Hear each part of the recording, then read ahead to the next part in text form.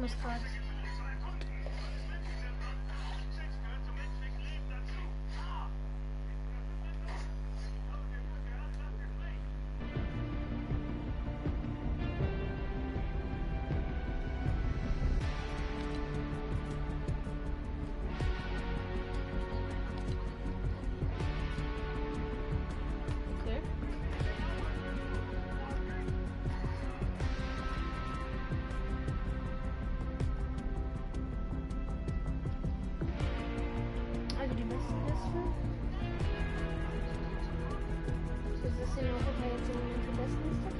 Also, die Top 5 besten Deutschen.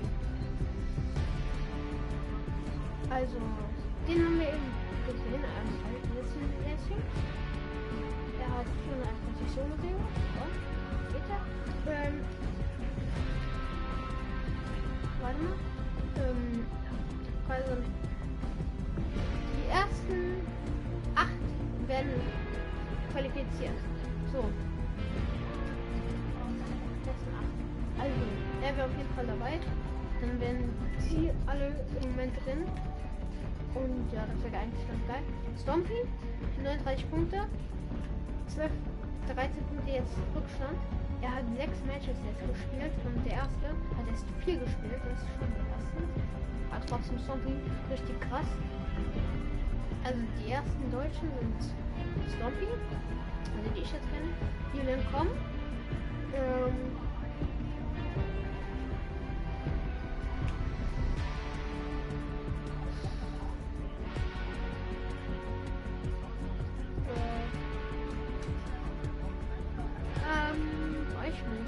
Nicht viele Deutsche dabei.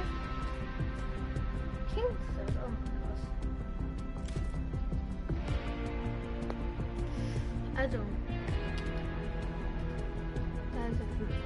Oh, letzten. Erster hat er gewonnen in der ersten Runde. Jetzt. Nee, in der ersten Runde ist er 42. geworden. Zweiter, danach ist er Erster gewonnen, danach Zweiter und ja, ist egal. Nicht so viele Deutsche, aber auf jeden Fall gucken wir mal Matches. Ich soll Live-Matches in Schweiz spielen.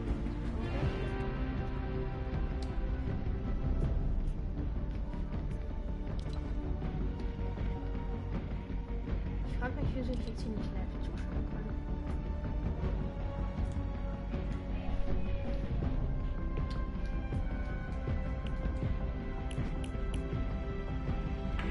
Gucken wir hier zur dazu.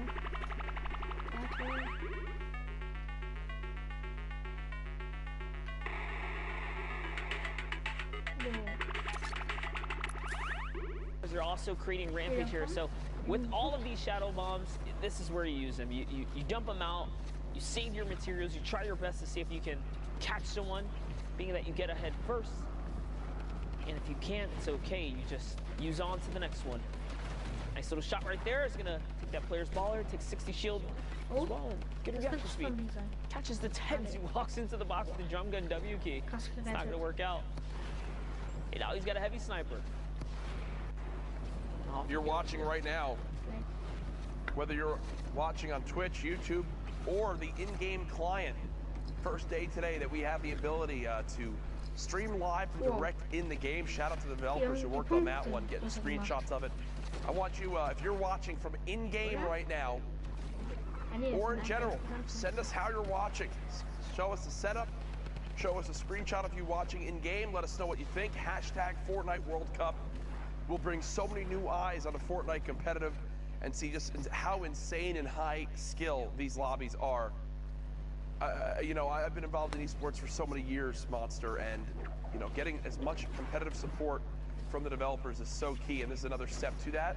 Alongside the incredible prize pools and the events coming up, Fortnite's in a good spot here, moving forward. Let's just this is the World Cup. Let's get rid of that semi-auto sniper rifle. Change up a couple little things there, and I think we'll be good. Epic, you got my number. You guys need help? Holla at Courage, man. He knows what's up. Let's give me some chicken parm. You don't even have to pay me. Pay the man in chicken parm. It can happen here. As Blackstone pops the rift, takes up a player with him. Will he land a shot in the air? Looks like he managed to connect. Something just happened there. Yep, I noticed Blackstone came down by himself. Nifty little trick right there. If you can be fast with the fingertips, you can see make some big plays here. Blocks is in the game right now. 3 elimination, no longer has a baller. These final moments here. Down comes the Shadow Bomb, says, you know what, I don't want to be all the way up. Someone's healing right near.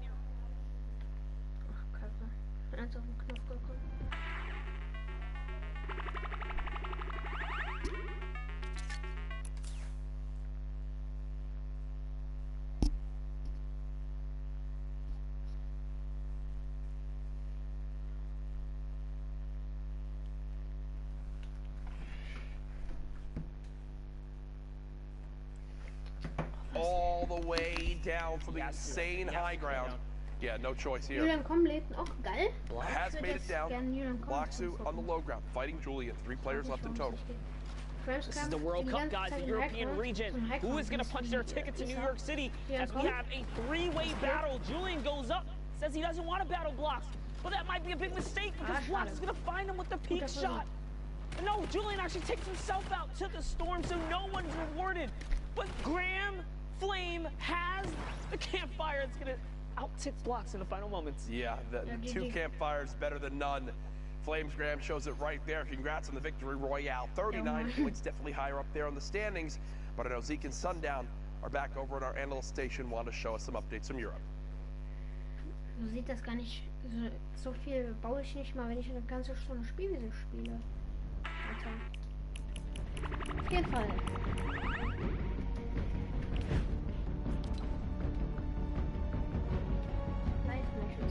Wieso geht das nicht? Stompy. Das kommt auch nicht. Julian, komm, haben wir jetzt gerade gesehen. Trotzdem nochmal GG. Hat gut Punkte gemacht.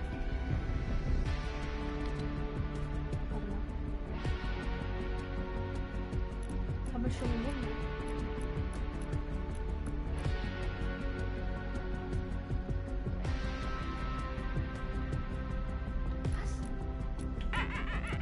Was? 56. Was?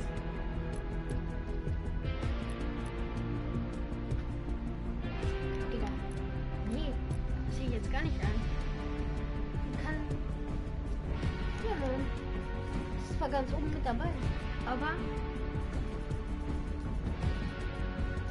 Was ist das mit den. Guck hier, Zombie. Das war Schinken. Schade, dass Schinken noch nicht qualifiziert ist. Ich würde es ihm richtig gönnen.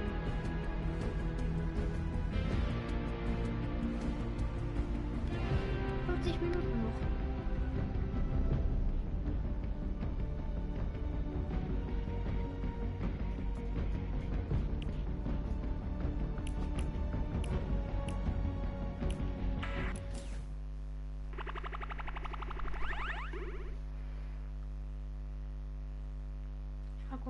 Ich frage mich, warum ich keinen zugucken kann.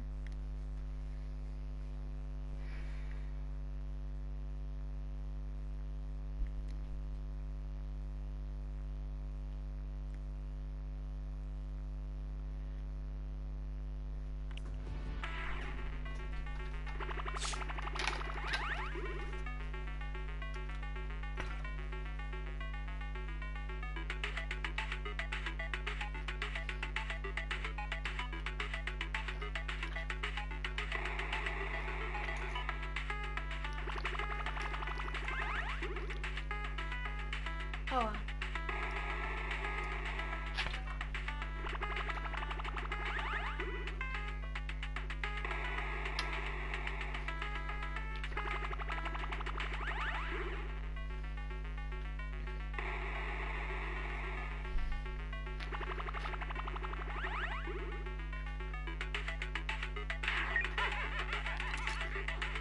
Picking up the victory.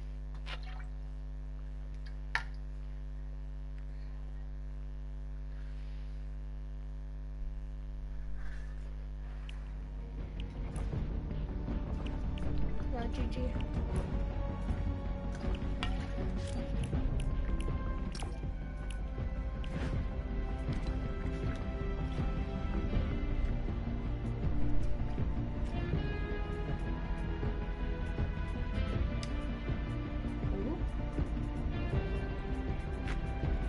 Hier war die noch auf.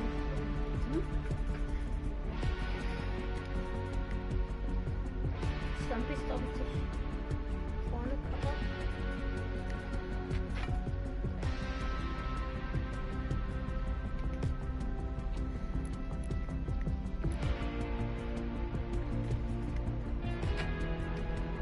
Die Wache spielt auch krass. Schade, dass sie nicht qualifiziert sind. Apesons ist auch nicht qualifiziert. Schade. Ich würde mich sehr freuen, wenn die vorbeischauen oben dabei. Das ist wie gesagt mein zweiter Account. Egal.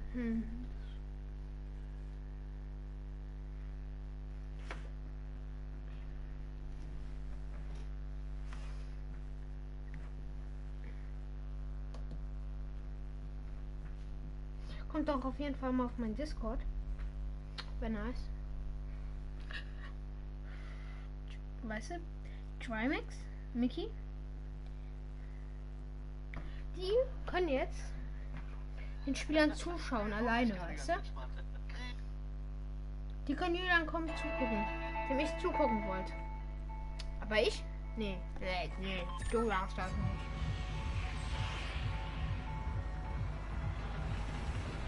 Komm.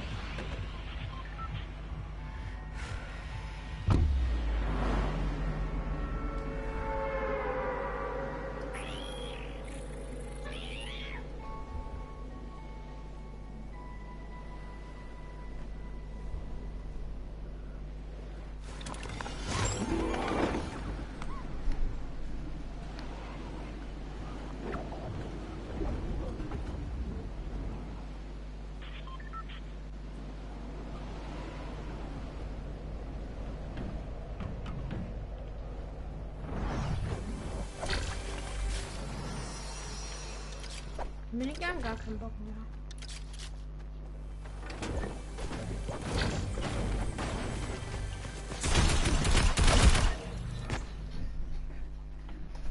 Gar keinen Bock mehr, gar keinen Bock.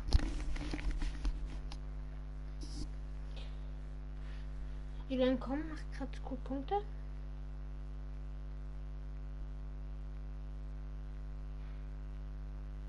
Die dann kommen, spielt mit einer Waffe.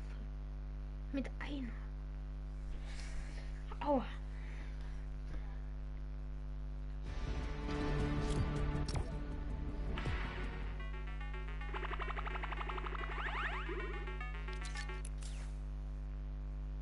Hoffentlich gucken wir jetzt hier den Kopf zu. Needs to kind of hold out for just a little bit longer. It's a big rotation here. Having a shadow bomb should keep him in the running. There are so many other players with shadow bombs colliding and collapsing in the same area right now.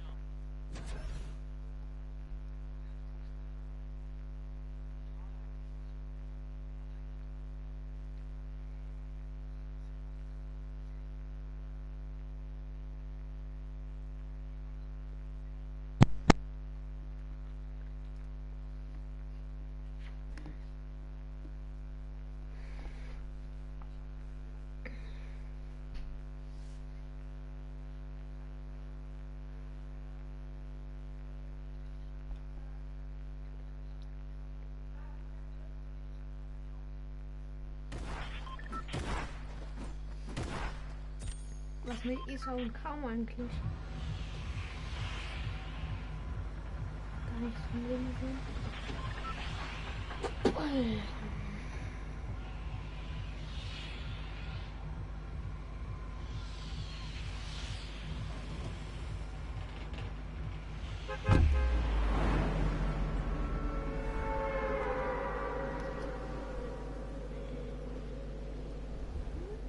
Zwischenstanding Julian kommt. Spiel ist gerade in der Runde. Hat jetzt 40 Punkte. 23 Leben. 7. Saison. Heftig. Der hat 2 Waffen, eine Tommy Gun und die Dings Spray.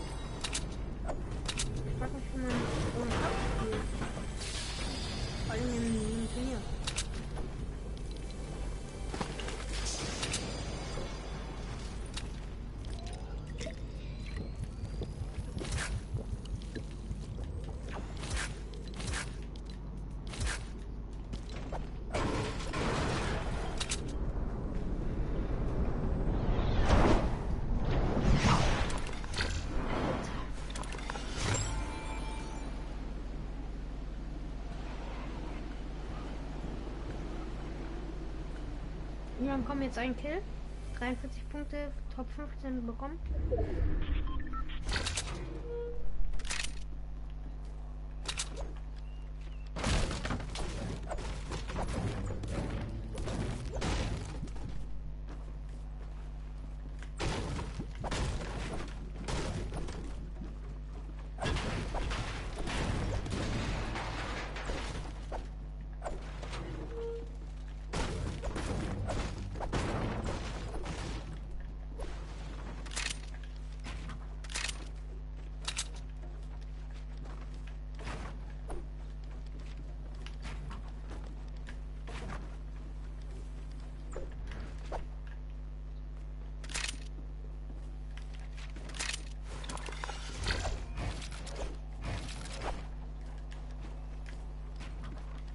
Gar kein Bock mehr.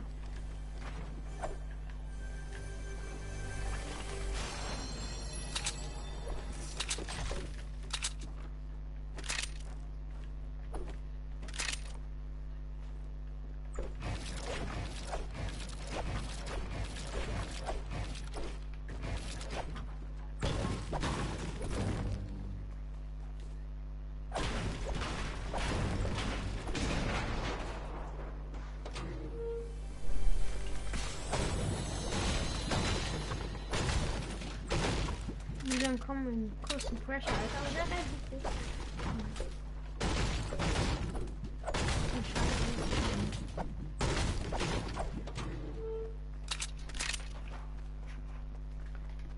Wir spielen gerade diese eine Runde. Denkst du, dann gucken wir wieder in der WM weiter?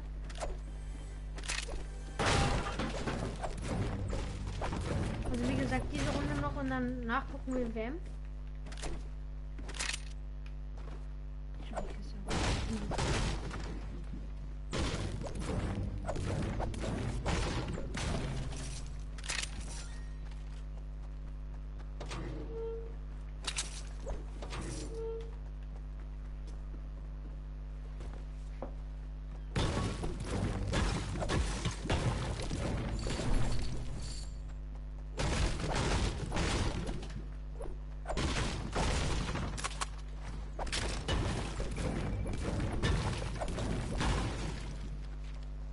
Ich würde mich auf jeden Fall sehr über ein Like und ein Abo freuen. Ihr habt ja im vorletzten Let's Play gesehen, wo ich gegen ihn dieses Battle gemacht habe mit dem Dings. Das war mein dritter Account. Ich habe 3 Accounts, ja. Auf jeden Fall,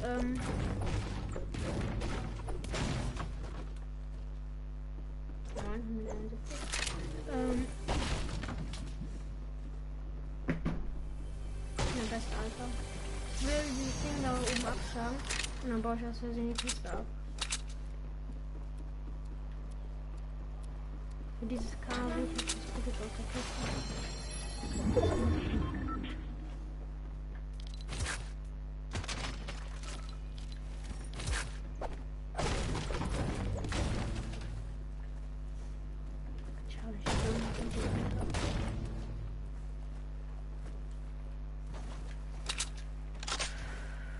Echt ein Kuppler, der noch da war.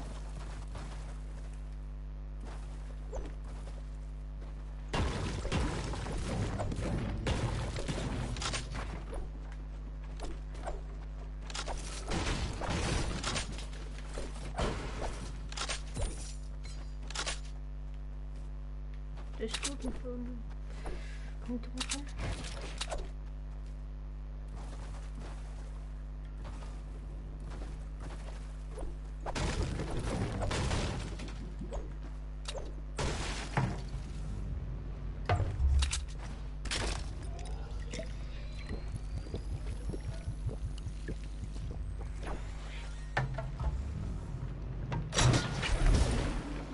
Sind auf einer Auge, so auf beiden.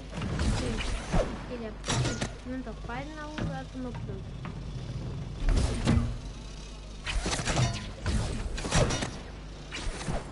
Hier muss ich hin.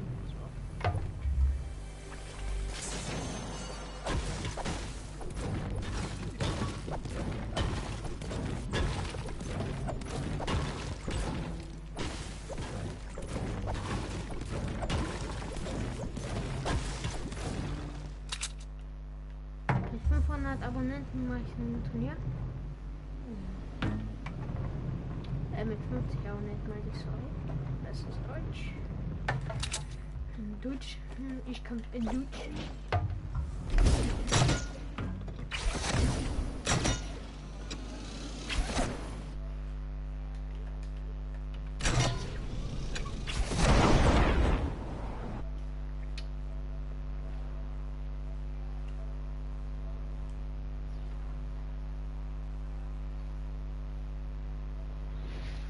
Ja, Mann.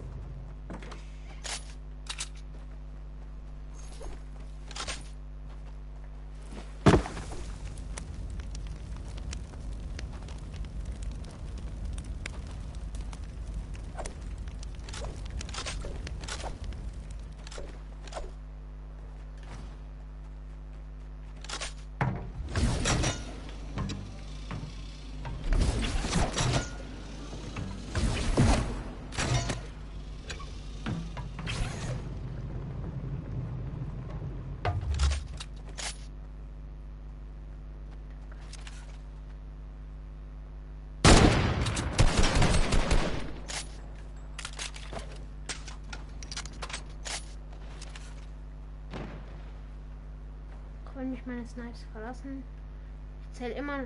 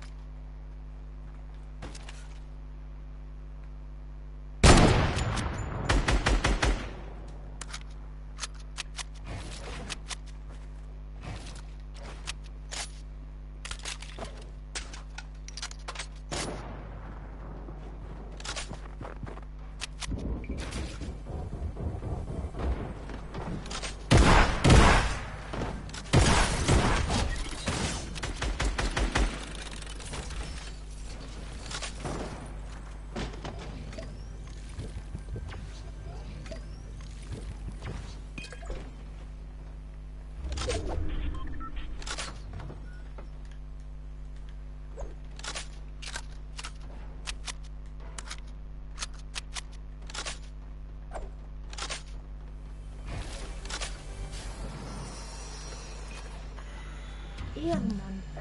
Ehrenchak-Chak, Alter. Richtig Ehren. Ey, Jan! Komm mal. Bitte.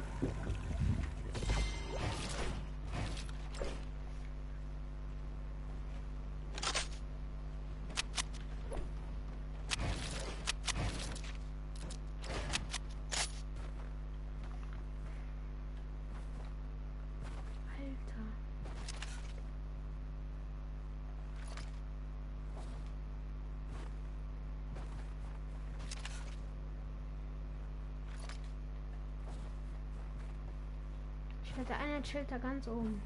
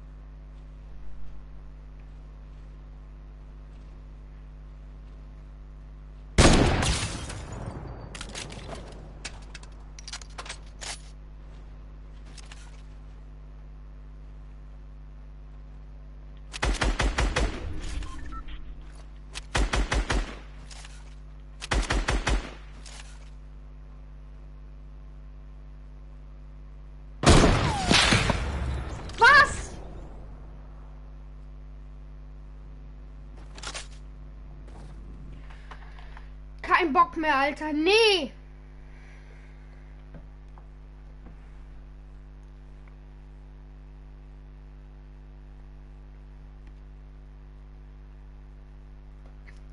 Egal, GG. Ist egal, jetzt mit Arena.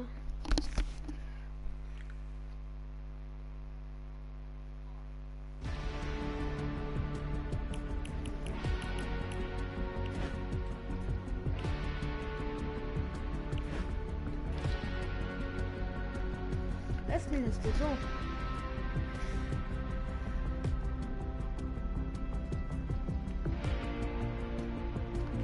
zuschauen.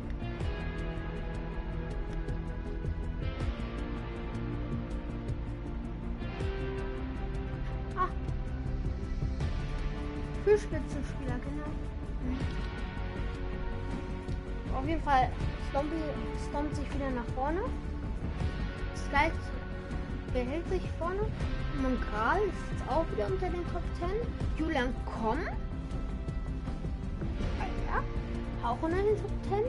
Und Dave. Dave war auch schon mal vorne dabei. Herbert. Schinken. Stompt sich wieder mit. Alter, Ching und Stompy, die sind auch krass. Pura 10. Tot. Muss nicht viel sagen. In 11 Tagen. Es hat nur Stompy. Und ja. Stompy und Schinken. Also. Stompy und Schinken, Zweiter.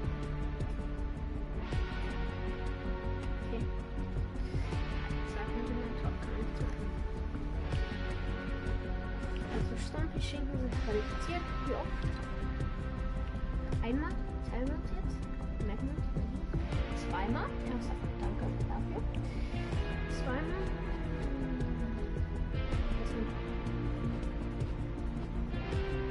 Also 1, 2.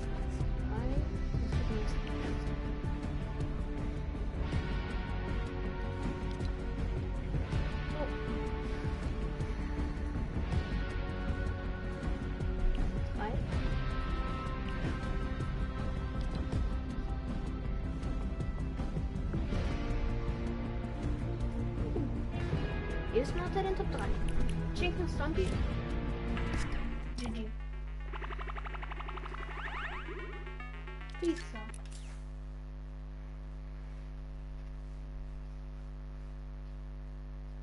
Him to play more aggressive and to catch other people as they rotate. And then secondly, what he does after he gets an elim. He's always looking for another one. It's never pause, go do something else. Gotcha. It's immediately go find someone else, find the next target, whether I need to cover myself from them or whether I need.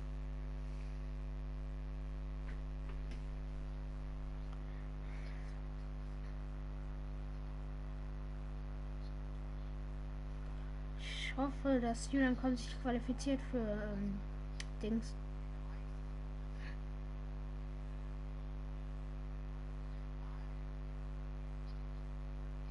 Ja.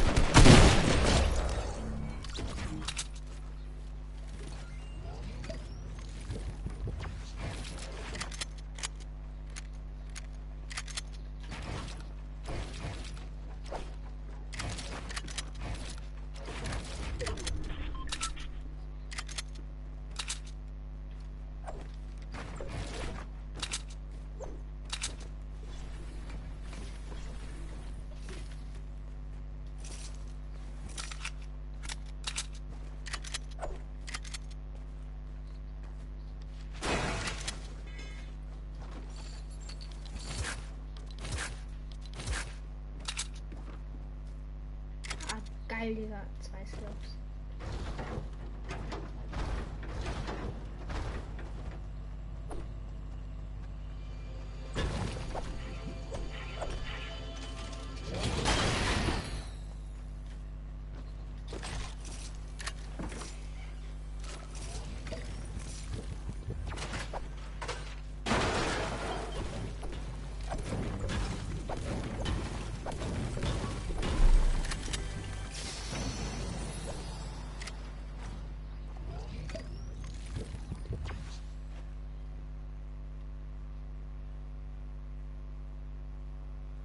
Stimmt, den zweiten Slot ist einfach. Der Mini war unnötig.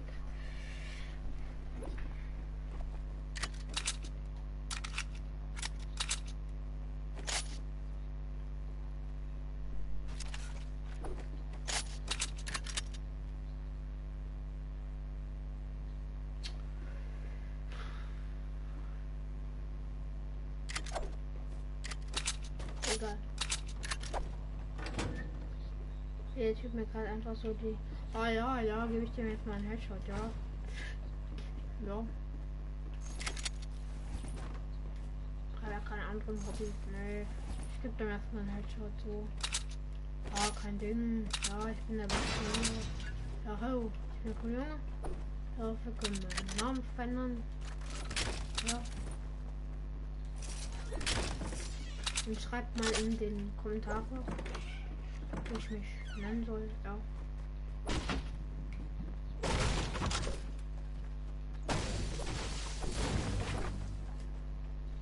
Ja, hallo. Ich bin eine neue coole Junge. Und ja. Ich würde gerne meinen Namen nennen. Ja.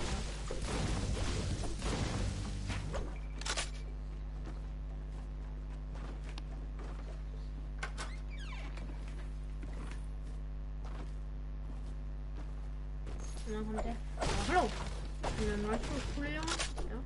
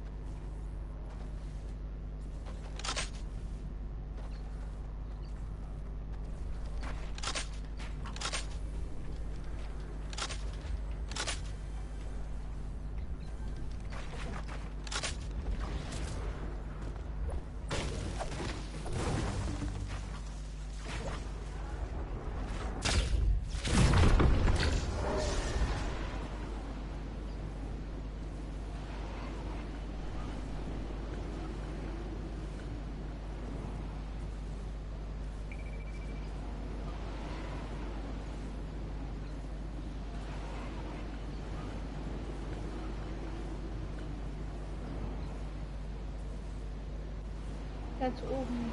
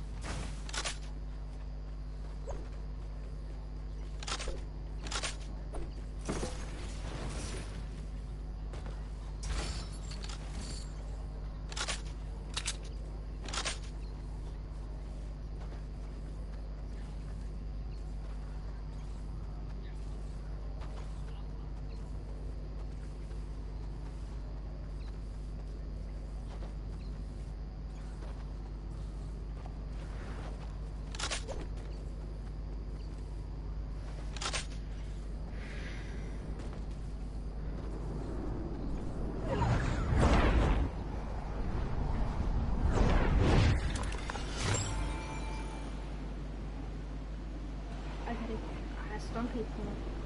Das ist wirklich richtig krass.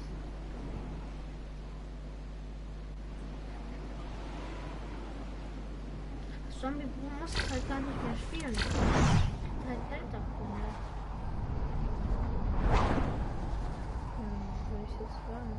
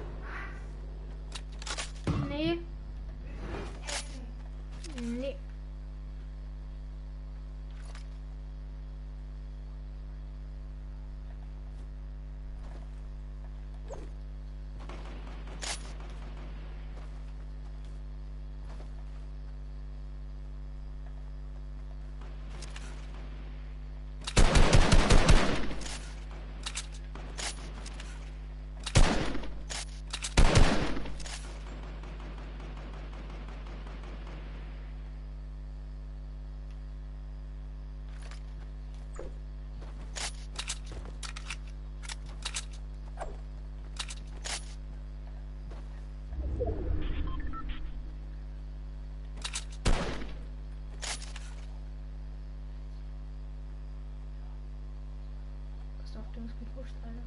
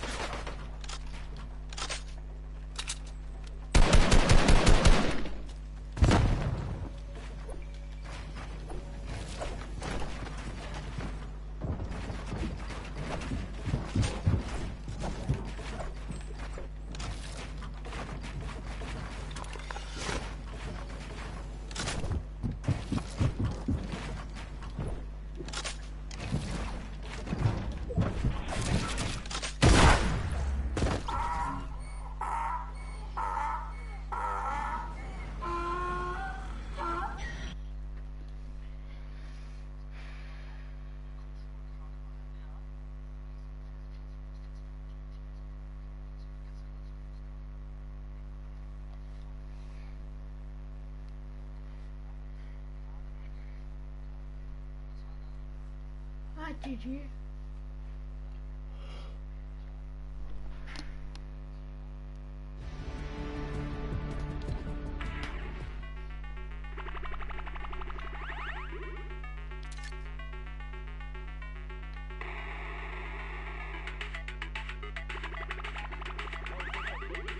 Redeploy and the flint knock, not gonna find any, so ultimate high is going to be in his control. 10 players left, but he gets challenged. One more all the way in the high ground, just barely lost it. The flint knock flying up above. What a play! Takes the high ground back. Has ultimate high, looking down from above. Only 29 builds. Has the redeploy to catch himself if he has to jump off, if he runs out of materials, but we'll see here in a second. Somebody else just went up. Yep, you heard it. There it is, the fish flying past. Felizito might take a shot. The flint knock kind of gets stuck in his own box for a second. This ADX dropping in Mexi from Loot Boy in the middle of your screen there. Tolzito still has the high ground, drops down to the next tarp. Mexi building out, trying to stay in the safe zone. This is the most players we've seen in a zone this tight in a long time. The Rift.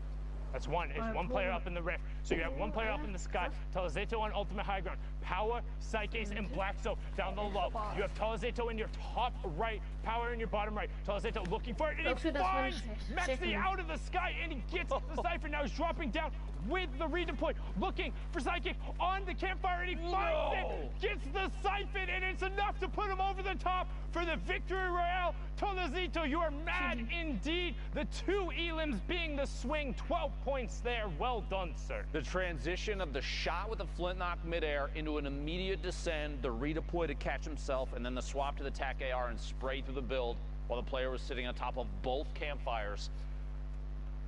200 IQ. That was really well played from Telezeto. That's probably some of the best overall flint knock usage we've seen. We took high ground, I think, twice. You did. Going there, and then additionally picked up a sick elim on the player out of the air with that heavy shot, and then dropped down. I mean, just well done. Literally, you were saying he was unchallenged for high ground, immediately got challenged, and then used the flint knock on a single build out to take it back and force the player to drop. Well played. Well played indeed. What a loadout for the late game, too. Anyway, 43 players left. Next game, Europe. 42 players left. 42 players remaining. I just shouldn't say it sometimes. Look for 41 players remaining here in a second. Someone trying to pick up another one. That was the first elimination for this player this game. By the way, quick reminder, 5 minutes and 20 seconds remaining. If you would like to queue in, you're in the European region. Now's the time to do it. Those last couple in. This is the last week for solos to qualify to punch that ticket to New York City. Don't forget it. And after that, there's no more solo spots. 8 more players will be advancing from Europe. We'll have 6 from NA East, 2 from NA West, and 1 coming out of Brazil. And then the solos competition will be completely rounded out. These are the final moments. Again, don't forget, we will go a little bit longer than the queue times because the average game of full Fortnite is about 26 minutes long. So you need to let everyone finish up, get all of those results tallied in, because every single time, it's gonna come down to the last match of the server, those top point lobbies. And right now, Motor is trying to make a case to get into one of those lobbies as he's sitting in this cone looking for a peek. 42 players remaining, so again, everyone playing absurdly safe. Nobody wants to put themselves at risk, and Motor recognized that, trying to pile in on that player as Paquito and Freck get taken down, and we have our top 40, Tohaj, being taken down as well, and we're still 14 players away from the first placement threshold. Get into the first full move circle here in a second. Circle 6 to 7, transitioning to the northwest. It'll be an interesting one, too. A number of players up on top of a hill. You see in the mini-map there, that left side based around the supply crate on the map. Holding the edit here. Motor trying to look out and see if there's anybody that might squeak out. He's looking back immediately behind him. I don't know if he realizes the player up above has an RPG. Oh, he does now. If he didn't before. Surprise, there it is. A quick attempt. And the seal off, the close off of the edit there. Quick reset, well played from whoever that is inside. Yeah, I just saw a nightmare situation where he had pushed out right after that for the shot and just accidentally stepped in front of the heavy sniper bullet. Now you can see that storm surge turning on right there. Motor more than fine, 502 above. Might regret popping that shadow zone since had a community launchpad placed right next to him, but he's... Oh, I don't think he regrets it anymore. Honestly, Sundown, I think he's pretty happy about how that turned out. is literally sitting open. You can't believe what he saw. That was ridiculous. One thing that players might not be aware of, he bunny hopped right there to get maximum distance. So what that is spamming your jump button right as you hit the ground to get a little bit of extra horizontal distance, and it carried him past the player. So he 180 and one-hit him with the combat. That's what I talk about when, like, sometimes I feel like these guys are playing a different game than I am. Yes, I know for a fact I can do all of those things. That's not Fortnite. I don't know what that is, but that's not Fortnite. That's some craziness. It's nuts. These guys pushing the envelope, but Mongrel, speaking of pushing the envelope, not going to pull a Mitro on the dual partner there, opens the door, gets over onto the side, and is desperately looking for every point he can. Doesn't want any interaction if he can avoid it. Will he find it? 2 HP? And he does! Motor gets taken down. 26 players remaining. Mongrel, that could have been your moment in the box. 2 HP. Erosi gets Aki. That's 2 more points going over for him. That could be huge. That could be it. And now Mongrel on the side of the zone, back up to 75 HP. What can he do with it? Will the siphon in the mats be enough? 70 materials on the side of the zone. 24 players left. Less than 5 minutes left in the queue times. If you want to go to New York City, you show up right now, and unfortunately, Mongrel is out. Let's see if he can get another queue as the rest of the match is now running. Provoked up on the high ground. You see Stompy, Martez also hanging out. Martez trying to take the high ground away, but SV Alman is up there as we hit the second placement threshold. Top 15 now. Stompy picking up another elimination of the feed. Provoked at 3 eliminations from Fnatic here. Stompy picking up actually another one. Stompy absolutely owning the feed. Provoked trying to box up, stay alive, very edge of the zone.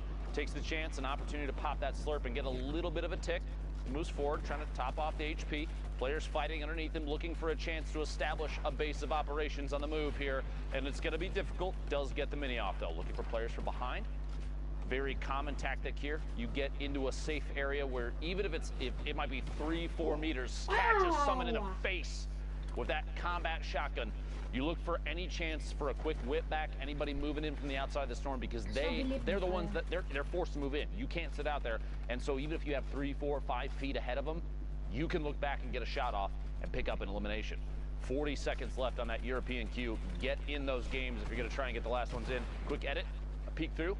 Cubex gets tapped one time, very low. Now you have to remember there's a 60-second window after that damage where if storm damage maybe claims that player gets an elimination, it's going to count for Provoked. Dropping in here, 8 players left. Quick swap, shot, back to back, and MQ goes down. Look for another, players underneath on rotation. Quick edit down to push in, finds another on the outside. One more, looks for another, gets it. Stompy gets another. 3 eliminations, the triple in the feed, and there's 3 players left. Provoke on the ultimate low ground right now. 1 mini pop, moves all the way to the edge, pops. First campfire down. He's getting pressure from both sides now, and this is the top 3. Can't find the shot. It's aim. Cubex who gets it. That's 52 points for Provoked. And again, each one of these elims, each one of them matters more when you're in these high points lobby. Martaz on the high ground, Cubex on the low ground, 39 to 49 points. Martaz wants to close this out. 27 builds to the 0 of Cubex, and that's going to be it. Martaz closes that one out. 43 points so far. Queue times are closed. The last matches will be coming in, but for now, we're going to throw it back on over to Courage, who's in the studio. Also.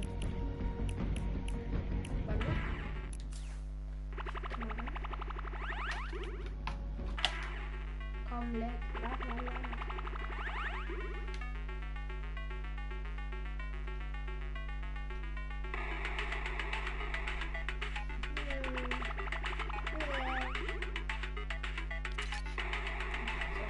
Shot. Look at that, over on Violin, and just absolutely incredible. This is the level of skill, and I just want to highlight his rifling skills and just the way he approaches this fight. He knows the players down below, no builds, and you can just see he's using that brick floor, just ducking behind, making sure it's absorbing as much damage as possible.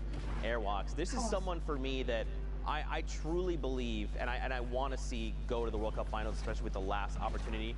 Him and his duo partner Nikov have already qualified in duos, right? Even though his other teammates, Kinsar and Hunter, have also qualified. The difference is that Kinsar right now is the only member from Solary that's qualified for the solo format, and Airwalks is looking to do the same. We're going to watch this incredible spree. Just look at the way he's navigating all this density, right? His game sense and his awareness is on point. He's going to pick up 8 elimination total in this run. Now, unfortunately, he does not end up getting the Victory Royale, but Okay, GG. Also, so, das ist jetzt vorbei. Gucken wir uns die besten an. Also, Zombies glaube ich auch unter den Top 10. Hoffe ich zumindest. Ich finde sehr krasser Spieler. Der Typ ist geil. Habe ich mir gedacht, Digga. Der Typ ist so geil. Also ich finde ihn richtig geil. Er hat richtig geil gespielt. So. Er ist neu qualifiziert, hat sich nicht Mokral hat sich nicht qualifiziert für Solo. Mokral hat sich nicht qualifiziert für Solo. Das war seine letzte Chance.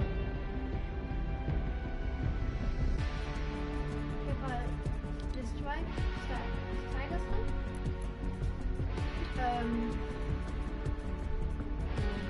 Was will der? Hier bist du 8 bis. Aber Mokral, Alter, was war das? Man denkt immer, die hätten so geile Stats. So, ja, aber 530 Siege, da gibt's nur. Manche haben über 6000.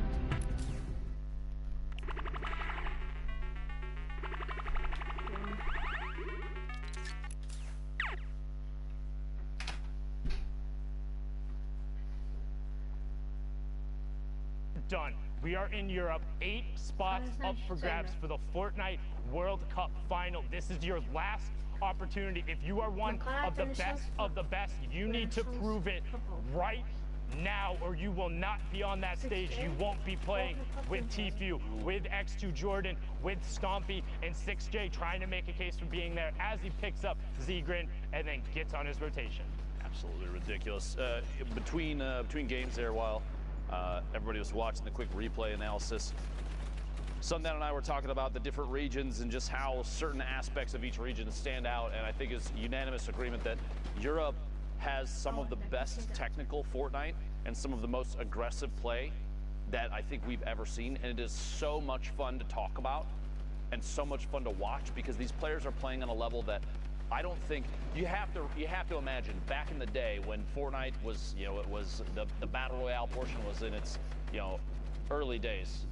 No one imagined the game would get to this. You can't possibly have said, oh yeah, one day we're gonna watch players, the technical skill and building and quickly editing and dropping in through floors and pushing walls and doing all these things, everything that they do. No one would have imagined it was going to come to this, the quick edits and push through Kais and picking up the first Elam. It's things like this. You could not have told me this is what Fortnite was going to evolve into. And you have to admit, whether you love or hate the game, no matter what you think about it, how things have changed and grown is fantastic to see. People are really pushing the technical skill that I think Fortnite has to offer in a way that no one could have predicted. I mean, it's actually absurd to me, and like I said, I've been able to be a part of the process from playtesting through all of this. You've been around since the beginning. Yeah, I've never would have fathomed that players were doing this. I think one of the first things when I saw this, I was like, oh, it's good because you can be aggressive because you can like build at someone in your own cover. You don't just like hide behind a wall and stuff. And now it turns into instead these guys are building literal tunnels and mansions and skyscrapers in the span of 2 seconds. I think one of the plays we saw yesterday with the player one by one threw a trap down, edited a ramp, and shot all in the span of 0.2 seconds. So I'm like, all right, you're playing a different game than me. Yeah, right there. Skype taking away Yarkos' ceiling with a single shot, double replaces it, double edits down, and then pushes in the space of nearly a half second. He gets it 50, or I was about to say 57, but 60 points now as the top 15 does literally just take over. The player gets taken down, and Skype is creeping up into that qualification range. Again, top 8 players will go, and this is the last shot. How they earn the points: top 25 is 3, top 15 is 5, top 5 is 7, the victory royale is 10. Each Elam is 1, and Skype certainly knows that. He's been playing absurdly aggro. If he hits you, he wants to go. You saw for just a second in there a quick attempt at maybe a heavy sniper shot, but he realized it wasn't loaded, opted back to try and push through the ramp instead. Very quick thinking on Skype's part to swap out for the combat shotgun instead of the tac. Pretty common there, player looting inside, but Skype more focused on rotation and position, as placement points will be everything for a player that is this close to making it to New York City. That was so good by him to go around the back side of that building so he could extend the Shadow Bomb timer up to now get up to the mid-tarp. You have Light up on the high ground, 13 up Nay, now just dropping down on the tarp below Skite. So Skite is on secondary high, but he's boxed up right now. Light's going to begin to work top down as we still have a number of ballers who are going to begin to get shot out as we head towards the second placement threshold. Kinzo gets taken down there, and Light continues to rain shots down onto these ballers, saying, hey, you got to play Fortnite with the rest of us. Burn your mask, get out of there. Top 15 is on the board. John22 on Twitch picks up Calzo. Uno OG goes down, and Light continues to check his top, make sure he's safe, and then rain shots down. Dalo gets taken out as we get closer and closer to the top 10. 12 players remaining. Light still ultimate high ground. Skite right underneath, and I believe I saw for a moment Benji Fishy was in this game, but it looks like he's been eliminated at this point. Kaizen on the ultimate low ground, going to have to take an opportunity to heal up if possible. 9 players left, and Light is looking for a peak shot on a player in rotation, trying to challenge potentially the high ground. The pyramid of the play underneath kind of signals to me maybe not pushing up just yet, and I think Light realizes that, taking a chance to look down at maybe other players in the move, and yeah, he sees another one.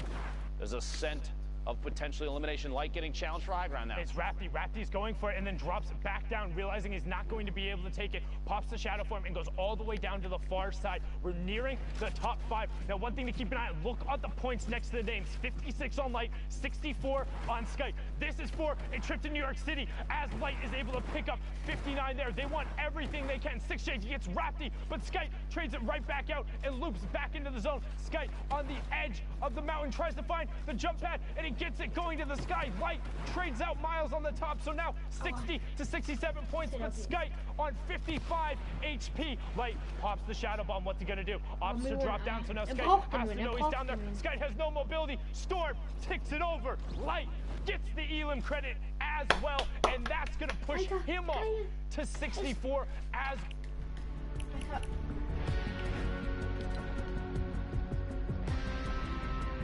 Skite ist auf dem ersten. Light, Alter. Der hat sich genau unten irgendwo, hat er sich jetzt da hochgebunden. Oder nee, der war auch schon mal. Nee, der war bei 9. Ja, der war auch aber mal gerade ist auch wieder zurückgekommen, Alter. Kein Bock mehr.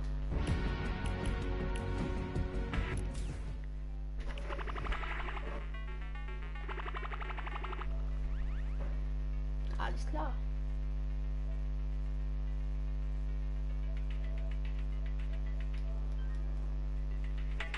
Week 6 duos, and it was RBK versus the Cooler Boys. The Cooler Boys, the Cooler Boys ended up winning the 2v2 from the low ground, got the victory royale, and the 3-point difference from the victory royale, not even the elims, was enough to deny the RBK boys the spot. So when we talk about high impact eliminations, high impact engagements, and everyone mattering, when the queues are closed, these are the last matches on the server, so not exactly live, but about 5 to 10 minutes delayed. You are deciding your trips, you're deciding other people's fates, and these are the moments when you need to clutch up. We've talked about before, you don't have to be the best, but you need to be better than the person across from you. And when you're dealing with the best of the best in a trip to New York City, that's still got to be really good. Yeah. And that's why I'm here behind the desk and not at the game. I mean, I'm so glad these guys are so good. They make our job so incredibly easy. And it's so much fun. If the gameplay was really difficult, it'd be hard, but it's so hype. You guys are so good. Just shout out again one time, #Fortnite World Cup, to all of the players who have competed in the arena, in the tournaments, on Saturday, on Sunday. Thank you so much for doing this and making incredible plays and giving us this opportunity. I do want to say too that one of the most common, I think, criticisms of competitive Fortnite is typically the shots through, kills only, almost finding that Elim, gets one big hit, can't quite find the second. Exotics does pick that Elim up. I was gonna say, one of the most common criticisms of competitive Fortnite is, everybody's sitting in 1x1s, not doing anything. You know, it's kind of slow play from time to time. I want them to pull this stream up and watch through these European games. Let us get to NA East and NA West and just how much pressure they apply at times. We literally just saw a player run out, push through a box with a heavy snipe, and push inside and get an elimination, feeding into like window edits and shots through there with a combat shotgun. Competitive Fortnite, there's tension, there's action, there's pressure applied from every angle. Sometimes you really have to dig in and watch long durations of this to see all the craziness that happens because people are elevating the gameplay every time we watch it. There's so many nuances, and I think the best part for me is every single day there's something new somebody is doing to push the envelope. Yep. There's always something somebody finds that is able to do. In every patch that comes out, somebody finds a new combination, or there's something that's slightly better. As Excite has now picked up 6 elims in this match. We've seen 3 of them. We've now seen 4 of them going to work with the legendary AR and the Shadow Bombs on the rotation, getting himself over to the sides of zones and then posting up and taking shots. You can notice, again, one thing, when you box up on an opponent's material, go over and up a grid space. You never want to be on the same level or one wall away from somebody else. Make them break 2 walls every single time, always. You're asking to get pushed quickly if you land side by side, especially if you're about to force a fight for a wall. Sight looking for shots here on players in the rotation, a little bit ahead inside the circle. A rocket coming in a quick close, the close off the edit. Good reset there, he's gonna catch it before it blows him up. Looking back behind, player rotating the outside, he sees the silhouette, watching for the shot, takes it, gets it. Boxy goes down up to 198 total HP and 8 eliminations. We'll get a top 15 here in one more player needs to go down. Sight at the forefront of the storm now. Waiting his time, trying to wait for that Shadow Bomb to tick out so we can box up. This is an incredible game so far from Excite. With that pushing over, he's on a 13-point match right now. Let's look at the rest of the lobby. Archer up on the high ground. You have Miko, Lars, Wallboom, Motor, and Zyfler all on the mid-tarp. Rest of the players on the low ground. You see Noodle Kongan just get ticked over from the storm there. Motor going to begin to work top down, sitting on 41 points. Gets the headshot, knows there's white damage there. Player in the box, sees him get eliminated, but he wants to continue moving forward. That was Maxa and Excite who both just got picked up, and Motor is completely out of builds with no elims. He has to find something or has to find a way to drop down. Luckily, a player building on the tarp beneath sees the Shadow Bomb drop, and he's going to use the Pine Tree to not take fall damage, find Go-Go's on the side, and also gets all of his mats and a med kit on 80 HP. That could be huge. You have the ability with the campfire, but he's dealing with such limited ammunition in terms of the small rounds. Wallboom goes down to Artur, and we get closer and closer to the final placement threshold before the victory royale. Motor opts to pop the campfire early. If he goes to full 100, this could end up being detrimental to him trying to medkit if we go to full heal. However, don't think that's going to happen with 90 seconds left. Antarek gets Miko, and we're into the top 5. 44 points right now for Motor. Pressure from above. Gonna have to box up and wait. See if anybody can make the move. Like you said, a big material pickup just moments ago for Motor, but not enough ammunition to make a difference. Artur on the ultimate high drops down and reconnects quickly. Very important move there. You see he places a couple surfaces and builds his way back up. Quick shotty shot. Anthrax trying to apply pressure. Player drops in, shot from the outside, gets Lars. Gonna have to rotate to the zone quickly as that storm is ticking for 10. 3 players left and pressure from underneath. Anthrax sitting on 2 builds. 15 bandages, but it's not going to be enough to keep himself safe unless he picks up this elim, maybe some materials. 2 big hits, can't quite find the elimination. Going to try and get ahead of the build.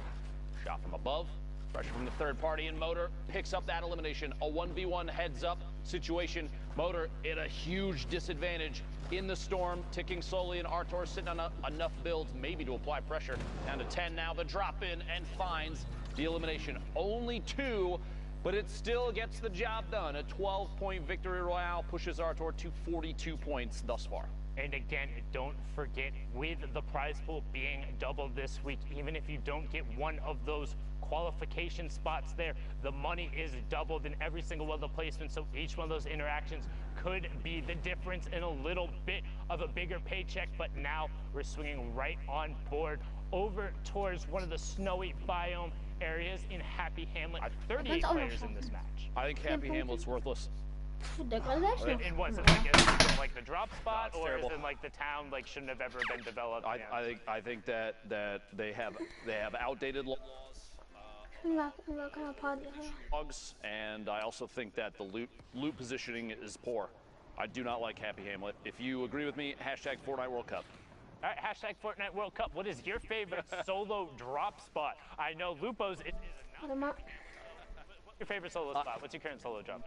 My go-to Hello? typically is going to be, okay, so there's a little Kyra camp in the southwest, a pressure plant that before Kicking. the volcano went off, that's where I was consistently Hello? Recently, though, because of the changes,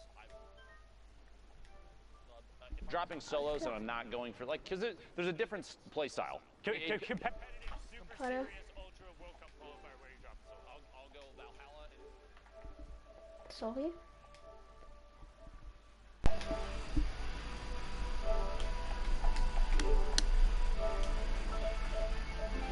Hallo?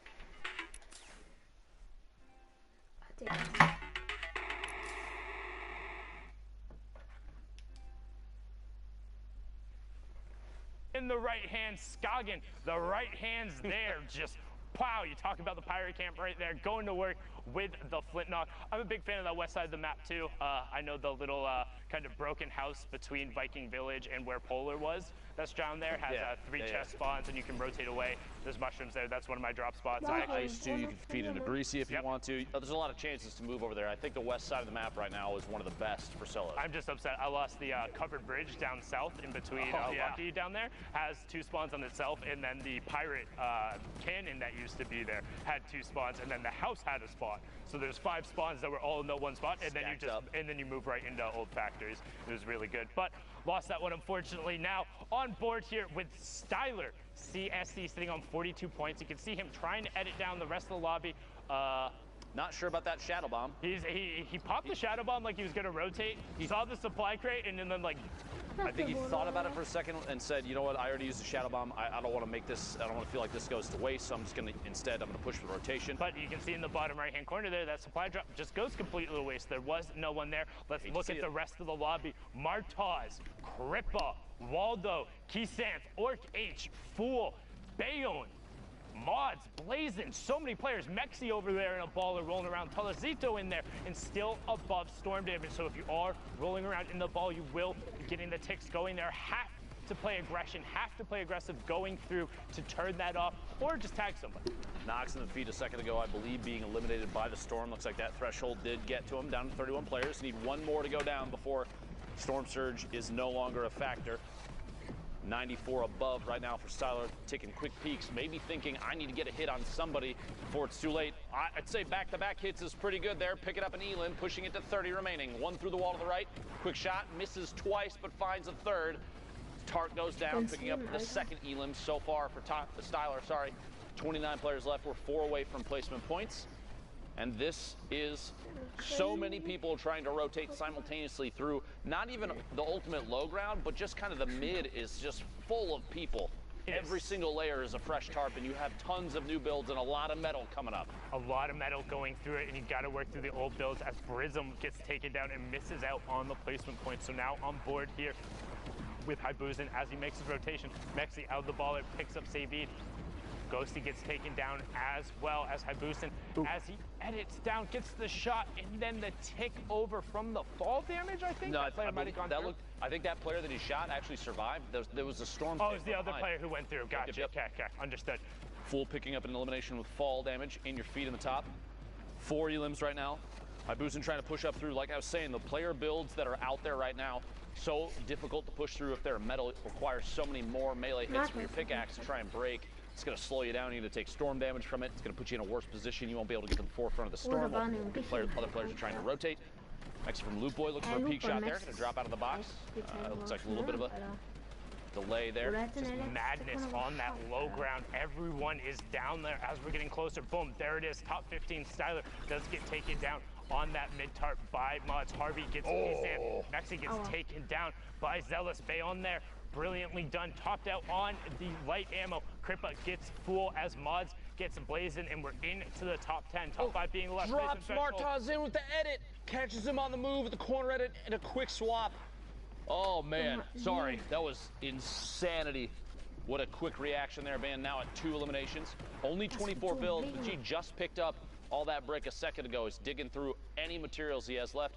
Bodobon all the way in the high ground right now. A single layer across, but it doesn't really matter. No one's looking up, and he's got RPGs for days. Looks like he's going to look down from above and try and take shots. Good pickups from Kripa on this mid-tarp right now as Bothobon is going to work down. Bayon on the mid-tarp, top 5 just happened as Haibuzin gets ticked over. Shadow, will he be able to pick it up? Bayonne gets Shadow though on the turn. Can Bayonne catch back up to the zone? And Grippa gets caught by both of them on the high ground. The single tarp strategy on the high ground. The one rocket he fires down for Elim and the victory out. He says he can take that out. 11 points coming out from both the Bond. Well played there. Even just the single layer of brick, because there were so many layers of material below, that's actually really, really good thinking on his part as he's moving forward. He looks down and says, no one's going to challenge me. There's so much mass in the way that no one's looking up. I just need to keep this. I got to find a spot to connect it. And he dropped down and did that, that's a super common strategy, especially in duos. Typically, you have players that are one's applying pressure, taking shots at people, while the other drops down and reconnects the builds, and they swap roles back and forth.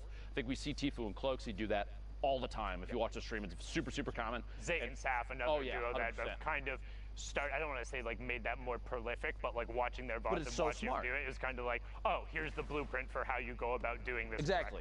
You're connecting the canopy of your build to structure that's already established underneath, because then if somebody shoots out what's way back in the storm, you're not going to run back and replace it. But now it doesn't matter because you have another branch connecting underneath. Yeah, and then you're all good. Well done from them there.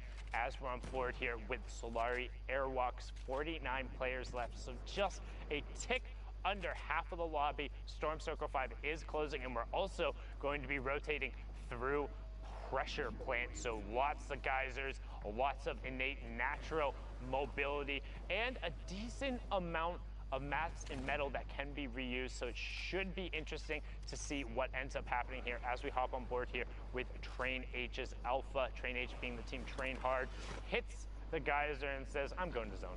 There's players all the way up on the drone in the sky above. You see him, Alpha on rotation, checking up above quickly. Gonna layer up twice to stay away from the player underneath. You don't want to get dropped in on somebody else's structure.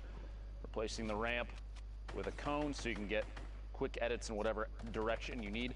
I do want to make a quick statement. You see these kind of edits, he's looking for shots now, and then he'll quickly do a reset after he feels like he's shot for long enough. You don't want to get caught gargoyling, tunnel visioning on somebody where you're exposed and someone might take a shot. And there's a lot of players in front of him. He might not see them, but they're there. But what I was going to say is oftentimes we see players do like the window edit and then instantly reset so that they can get transparency through the metal or the brick. More often now I've been seeing players do a door instead of a window, because at this level, even that imagine you have 3, 4, 5 frames where there's a window open, someone might sneak a snipe shot or rocket something in through the window and you're gonna get punished. Door doesn't do that. So close the door. Well, yeah, you put the door in and it's still just a solid surface. So you prevent any opportunity for somebody to sneak a shot in. Yampi there, I was going to say, you might want to reset that window. Speaking of. Mongrel in the lobby, Crew in the lobby as well. You can see Mongrel currently sitting on 55 points. Last time we saw him, he was at that 50 mark. So down to it. You can also see Storm Surge. He's 98 damage above it. Again, that will get turned off at 30 players, so expect aggression to come out. Second Shadow Bomb being popped and just trying to get to the far side of the zone, get away from people, box up and be safe. Mongrel wants to play patiently, wants to not be eliminated early. Generally, you're used to seeing him play much more aggressive, but with everything on the line, with the queues being closed, with the last opportunity to book a seat in New York City, he knows he can't mess up. He has to get points here if he wants to be going. You gotta be thinking these players too when they're back. Airwalks and Alpha Amons are both in the lobby. I apologize, but this place is... I was gonna say, players typically too at this level that are watching the queue and times they have a chance during when they're boxed up in here, they'll pull up the leaderboard if they can on the website, something like that, and see if they can find out just how many points they need to make in order to place. Does not surprise me that Mongrel's trying to play a little safer, pushing over the top of this campfire player underneath. Another one boxing up inside metal. A lot of layers here. An attempt to maybe get a little bit of an advantage here in terms of elevation, pushing forward, branching into the next circle. Oh, Baller almost took out his build there, which could have been absolutely devastating. Would have dropped him down. No tarp beneath.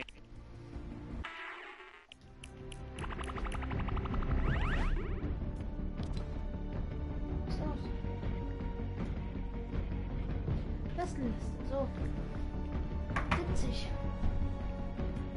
Da kann ich mehr eine Runde. Die ganze Zeit erster, dann kommt er. Nein. Also. Dann Klasse der 55.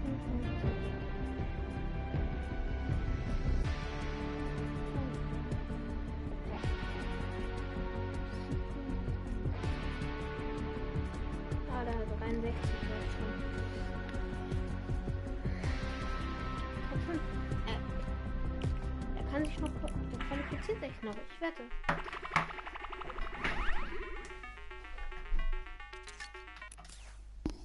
The storm. Mongrel going to challenge on the mid-tarp, and he gets Carrera, and he also gets into the top 15 as we slide on board with Train H's Alpha, puts the trap down, and he gets Astro. Astro knocked out. Could be his World Cup run over there.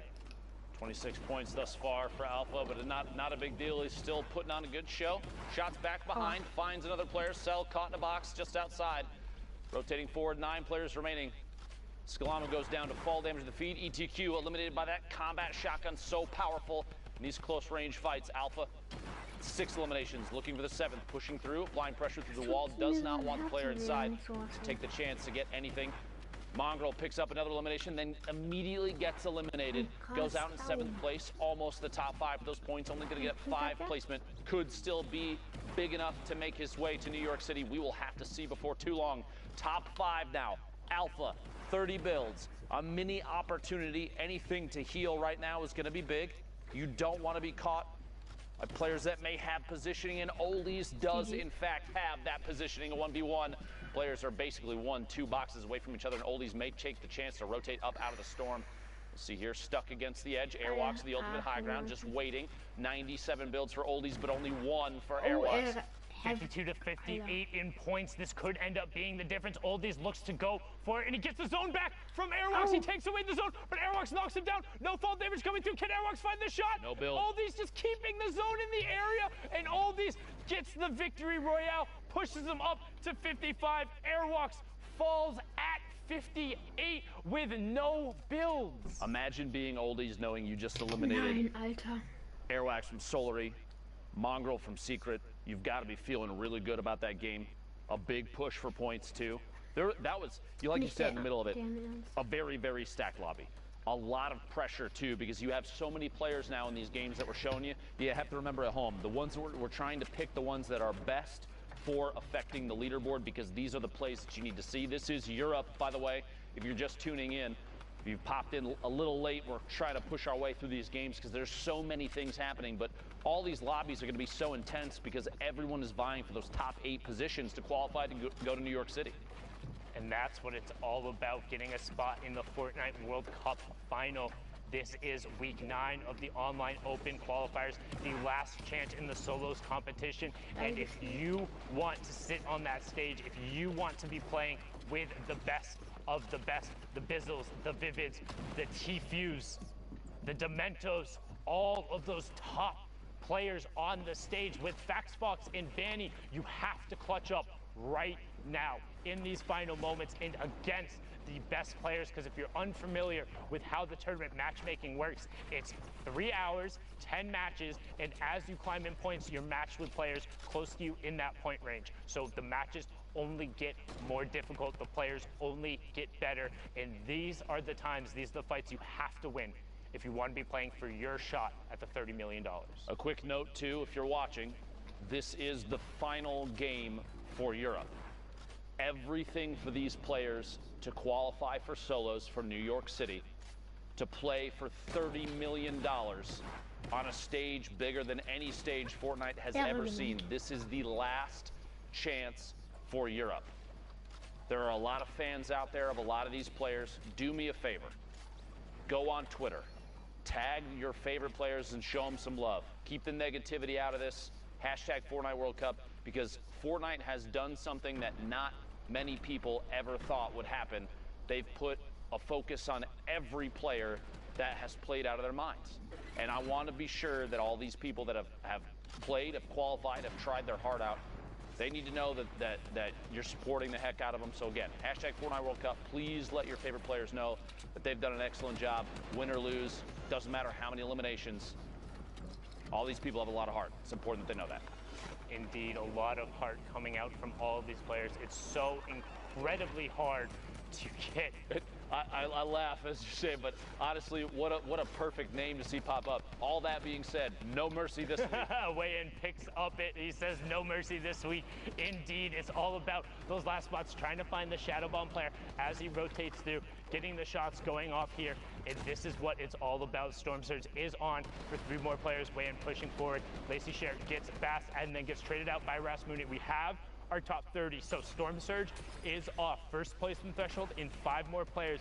Black Suit over there in the mid-tarp, gonna hop on board with him, sitting on 46 points right now. Going to need a monstrous performance if he wants to top off. We see the number of players pushing up towards that 60 range. Don't forget, 8 spots coming out of Europe. Top 25, the first placement threshold, and Blacks is in a good spot to hit it with the 4 shadow bombs, using the first one now. The stream's got to be feeling good about how their players are playing thus far. Black Suit and Skype both excellent thus far. Potentially see Vato at some point. We'll have to find out. 28 players, 26, 25. What a quick shift in player count. Points going out. 3 for everybody left on the board. Down to 22 already. This rotation has been lethal for so many. Such a big shift. Down to 21 now. Chip goes down. 20. Every time I feel like I say it, we're about to see 19. There's another elimination. The Toxic Donut removed from the game. Black Suit pushing forward here, 2 eliminations. Don't want to get caught by someone boxing up, as we've seen so many times in the past. Trying to maybe land somewhere inside a box with a launch pad. Going to move forward with the Storm. Excellent position now. Has a chance to kind of wait and peek back behind. Someone is up above. He's got to be careful there. That edit going to jump up and move on through to the next section of this circle. Still not stopped. We're very close. You look at the mini-map, the blue and white cross over the circles. Once that happens, you know players are going to start boxing up and peeking back for sure. Back-to-back shots, back-to-back eliminations. No, he only got one of them. Daryl got the other one. That could end up apologies. being huge. Like we said, every single one of these interactions mattering, but Blackso trying to push the envelope and get every elim anyway. Will he be able to find it? He hits the shot, gets the siphon onto Purge. All of a sudden, Blackso has single-handedly fragged his way into the top 5. 57 points, but we've seen more. He needs to keep pushing. This is the last match on the server. This is the top 5. Frenzy, Nate, Screaky, Masato, and Blackso will be closing out the European region. Blackso right now extending the timer out on the Shadow Bomb. He's in your bottom right. He drops down. Nate gets taken out by Masato. Frenzy begins to work. Top down. Takes 55 fall damage. Blackso pushes in. Him and Masato in the same box. Masato disengages around the side. Blackso desperately trying to find the shot. Needs everything he can. Top 4. Screaky goes down as Masato finds it. Frenzy continues working from the top down, but Blackso needs the space. No builds left on Frenzy. 47 points for him, 57 for Blackso. This is his chance. Can he get Lestream to the World Cup final? He's looking for it. He finds the first shot. 88. Can he convert? No. Frenzy picks up the elim, but he finds the 30 right after. Needs the elim and the victory royale. 461. But can it be enough? And can he close it out? He's looking for the shots. 49 shield, 85 health, no builds from the low ground player. Frenzy gets cleaned up. 61 for Lestream's Blackso. But will it be enough? Courage, will it be enough? We will find out, folks. 5 weeks of solo competition have led to this moment in Europe. The queues are done, and now it is time to find out who exactly has made it on through to the Fortnite World Cup Finals. Who will take up those final spots from the European region? I think it's time to take a look. Here we go. Ladies and gentlemen, first off, congratulations to Andretta, who throughout the entire day was in that top spot. Crew, Skype, Light, Mongrel has made it on in. Was what? Everyone was wondering if he was going to do it. People had high expectations. He clutches in the end. Mku, Teak, and who did we just see in that last game? There you go, man. Blacksu, he makes it in for Lestream. That's huge for the French-speaking community because we saw Solary already go through, and Lestream kept getting edged out every week, but now it's Blacksu's time to shine. Really quick, though, Andretta. So you talked about this guy's been on fire all day long. We actually kind of pulled stats on his previous week qualifiers. For the previous solo weeks, 291th place, 127, 218, 610, and now first. All day long. Went from like 50 viewers on Twitch to like 20,000. Send Andretta some love. All his hard work has truly paid off. These are the 8 that are coming through, Courage. Congratulations to them. I think there's one more thing we can do. It's time to punch their ticket Zeke, I'll start over here. start over there. Boop. There you go. Andretta made it. Crew made it. Let's hit the middle one. Skite made it. There you go. Light. Mongrel. Congratulations again, brother. In the middle. Mku, and finally, Teak, and wait, There you go. Laksu as well.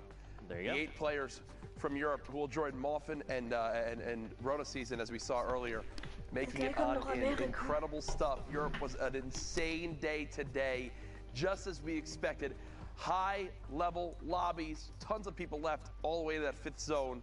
But here's the beauty of it, folks. We've got more action to bring you. We're going to go to a quick 5-minute break. When we come back, we'll catch you up to speed on some of the other regions before we kick off the NA East action. Zeke, this is it. This is the last chance, all right? People need to know about this block party, all right? This is your last opportunity to get them involved, to get them hyped. Zeke, everyone's gonna be there, all right? DJ Zeke's gonna be there. DJ Sundown's gonna be there. Everyone's gonna be there, all right? The people are waiting. All right. You know what, man? I'm DJ Zeke. I don't need no card. But what you need to do is buy your tickets to the block party. Tickets are only $35, Fortnite fam. Listen, all right, June 15th, 16th at the LA Forum. Day 1, Creative Showdown. Listen, all right, Team Evolve built an incredible map. Spoiler alert, it's dope. Day 2, Celebrity Pro-Am. 50 pro gamers, 50 celebrities, all battling out for a $3 million charity prize pool. What more do you want? What more do you need? Fortnite fam, you need to be there because we are ready to party with you. Bam! Heyo Fortnite fam, Sundown here, and today we're going to talk a little bit about the Flint-Knock pistol and its impact on competitive play. The Flint-Knock pistol is a great addition. Sometimes it'll just change the course of a fight. The things you can do is insane. You can get height with it. It shoots pretty far. You can almost use it as an AR at the beginning game just to get one shot. It'll hit for like 80, 90 in the body. And this is looking really good for Horrify, but the Flint-Knock is going to get the high ground. Nikiva, such a smart play. The Flint-Knock is a common and uncommon weapon that uses heavy ammunition. It does 86 or 90 damage depending on rarity, and it has a 2 times headshot multiplier. This means that outside of a sniper rifle, it has the highest single shot damage potential in the game. However, the Flint-Knock only allows for 1 shot at a time, has pretty decent damage falloff, and also takes 3 seconds to reload. In addition to all of this, the Flint-Knock also has a mobility component to it. When fired, it will impulse the shooter backwards, and if the bullet strikes a target, it will impulse the target away from the shooter. This can allow for some tricky plays to be made. Player there, runs out into the storm, jumps, turn, finds him, yeah! We've seen a decent amount of use out of the Flint-Knock during the Fortnite World Cup online open qualifiers. So let's hear from some of the qualified players to get their opinion on its addition to the game. If I'm low on HP and I have to choose one weapon, it will be this one. You can actually like kill someone from 200 HP to 0 without taking any shots. And it's also really good for competitive play because if you're high ground or if you want to get away from the situation, the Flint-Knock, when you use it, it knocks you some distance so you can get away or you can get high ground over someone. I think it just adds a lot of like different plays you can make with it. I think it's good. I personally really like the Flint-Knock. I think it's a really good weapon.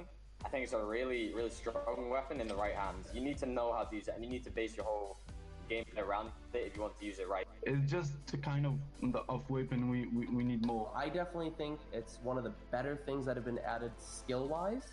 I like that it's so versatile. I really like them competitive. Definitely deserves a spot here. Thanks for watching, and hopefully you saw how the Flint-Knock can be utilized in the right hands. What is the best Flint-Knock play you've done or seen? Share it with us using the hashtag Fortnite World Cup, and we'll be seeing you guys on the battle bus, or maybe Flint-Knocking through the air.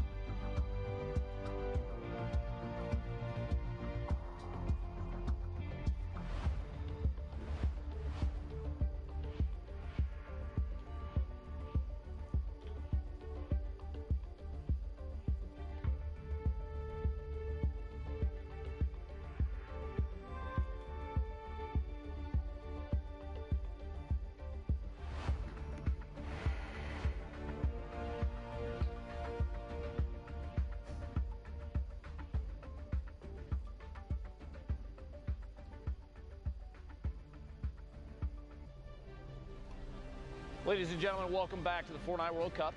This is the final week for solo qualifiers, so if you're trying to make your way to New York City to punch that ticket, now's the time to do it. If you miss out, that'll be that.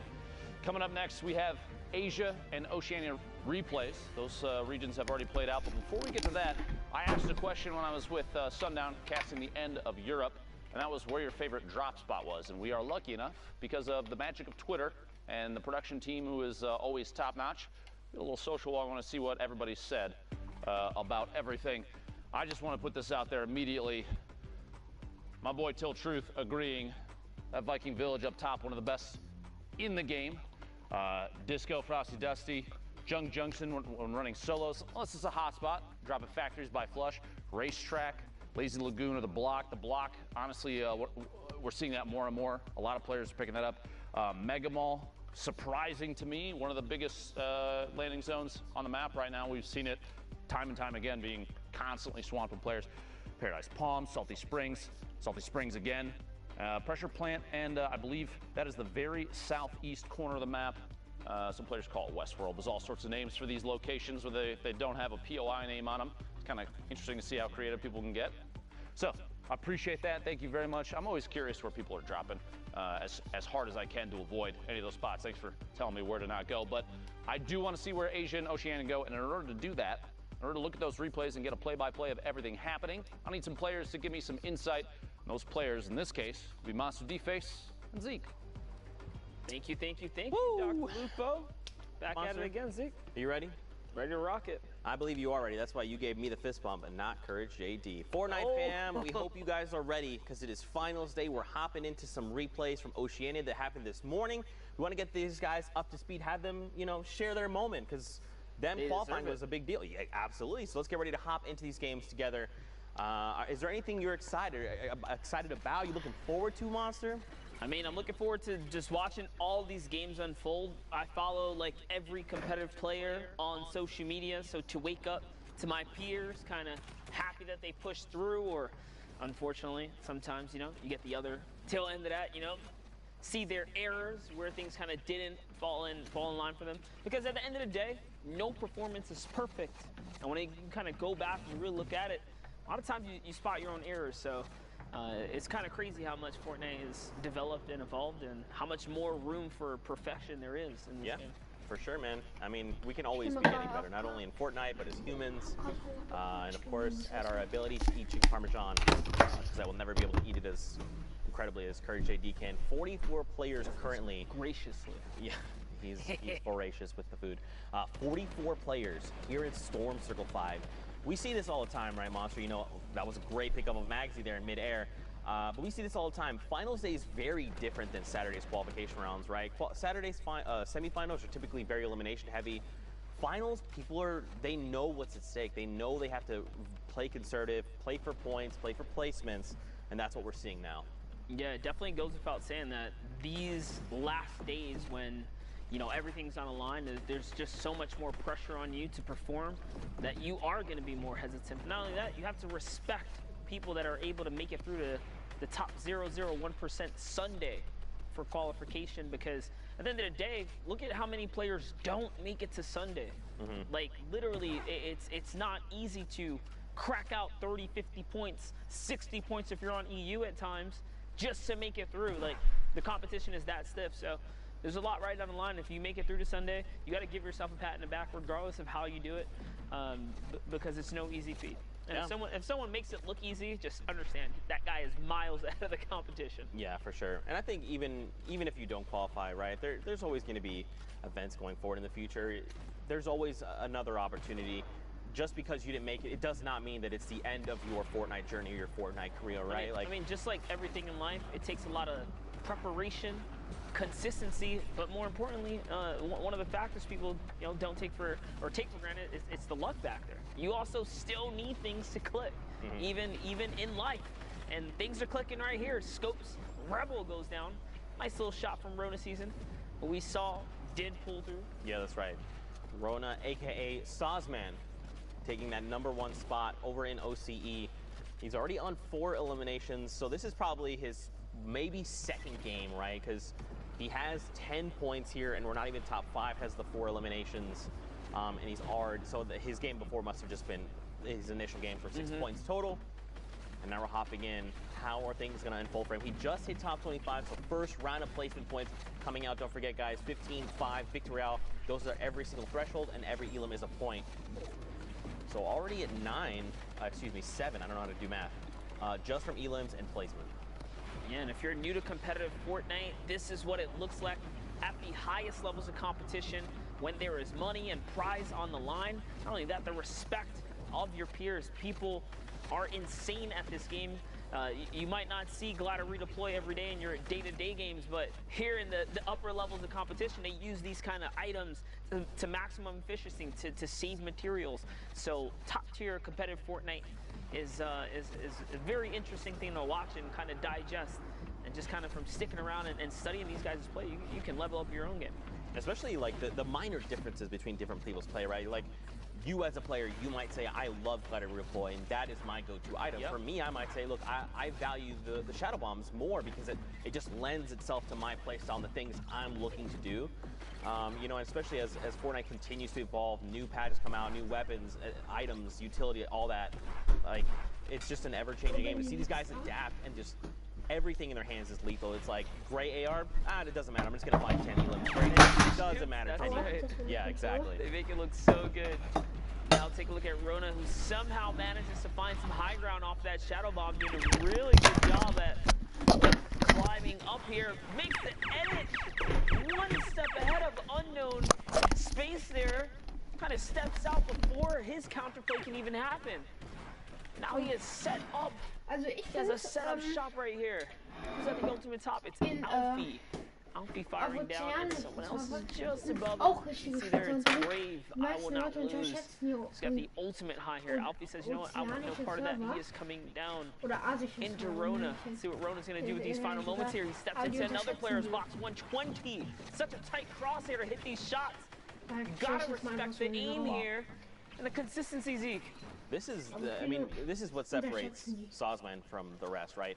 There's so much confidence behind his play, and this is what I love talking about because that's what resonates with me, is how confident you are in the moment of things happening, right? Just look at this, not building. He has 13 builds, so it's not much, but he doesn't need to build. He knows what's going on. He's dictating the tempo of this game, right? Right now, Sosman is on that lowest level. Bray is up above.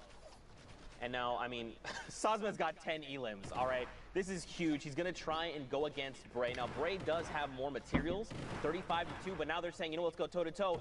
Can Sosman line up the shot? He actually drops down below Monster. This engagement didn't even pan out. Oh. Is he going to be able to get him? Is he going to be able to break these builds and bring him down to him? You saw Rona Season was just trying to stick it all the way through. And Rona Season is Sosman, guys. For those of you guys just tuned in, so these final moments are everything. He's looking to get these low ground peaks.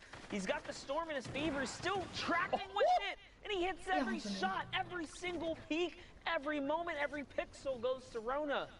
And that's what I kind of talked about, dictating the tempo, right?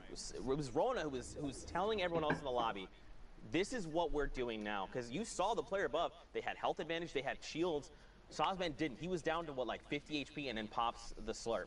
And then that other player was so afraid to fire back because he was like, look, this guy's going to crack me in the face every single time. You can just tell by the way he's moving. He's confident. He sees that win. And that's what I was going to say. Like, it's so funny that even with the high ground, sometimes you can just tell a good, like, low ground warrior will poise up in such a way that you're like, dude, if I, like, look over, like, he's going to shoot me. Like, you know what I mean? Yeah. Like, you just know. So in those final moments, you kind of just knew, man, he was going to get shot. And, you know, hate to see it not be able to clutch up. But on to the next guy. O-R-N-Z-Y. I think that's making me, like, sending me back into my previous Fortnite games. Where it's right? like, I want to fight a guy, and I'm like, this guy's crazy. Like, why would he do this? I'm just gonna get this guy. And then he just completely demolishes me. I'm like, he is crazy good at Fortnite. That's what was going on. Now look at this, Orange Z here. Great pickup. My goodness, 3 elims just like that. Now keep in mind, he's outside of top 25. So he's got to be a little bit careful here of how he navigates. Again, on the right side of your screen there, you see Sosman, again, the person who qualified from OCE. His name currently is Rona Season, aka Sosman, just to make sure you know. But look at this loadout, dude. He's looking good. One of the underrated things about the minigun is the extreme high fire rate. It might actually have the highest fire rate in the game when it's fully cooked, and because of that, it can really punch through builds.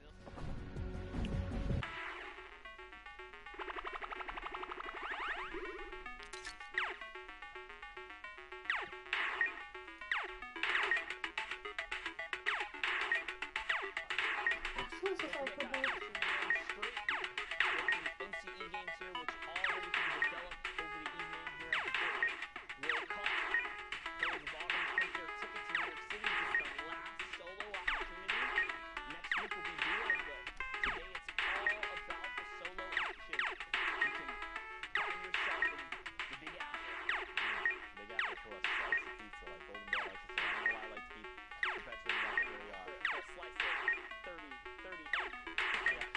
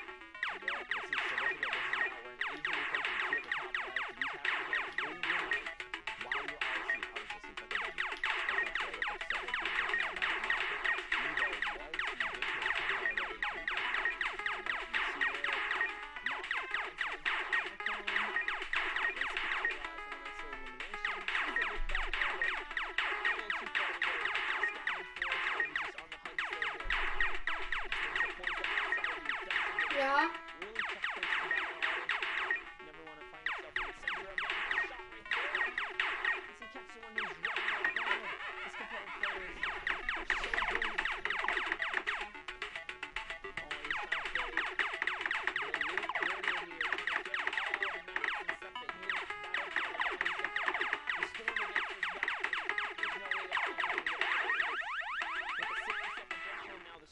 Also just reward that regardless to Moffitt here. And he jumps into the zone for the desperate materials.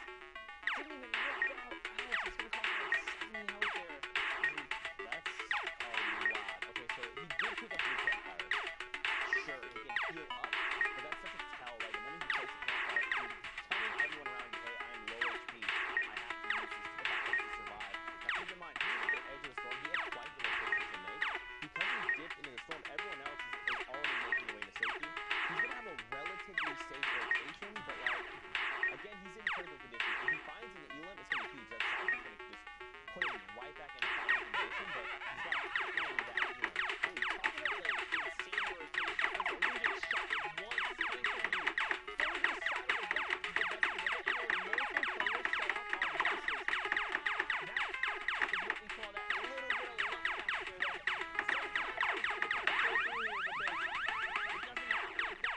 someone gets ripped up there, Moffitt lands an also 78. He's still in the game right now. Still in the game.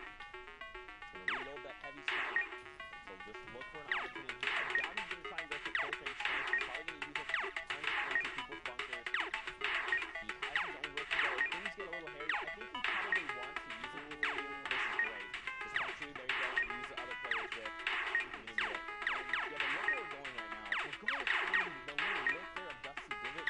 That's such an incline that if you don't make it first, you don't get dropped other people out, and then they have to bring the force to get over the little hill there. So I like that play, just saying, you know what, this guy needs the rift, and look at this. Finally, let's get a second kill.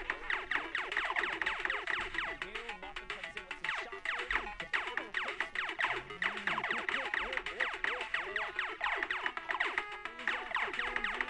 Just like that. And this is huge now, too, because Jan?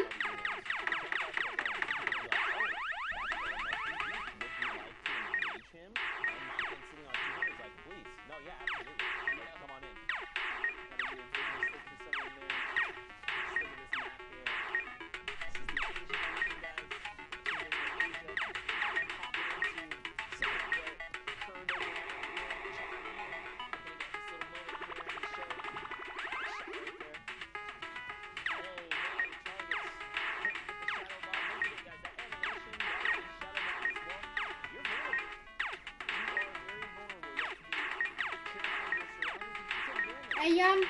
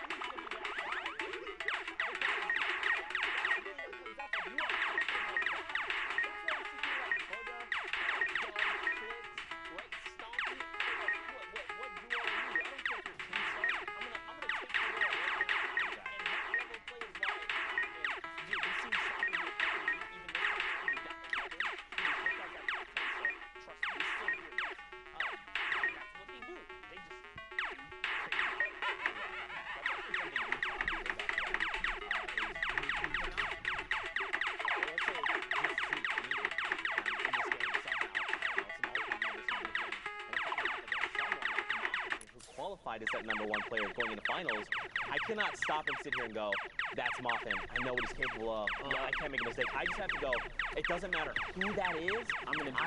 I just have to.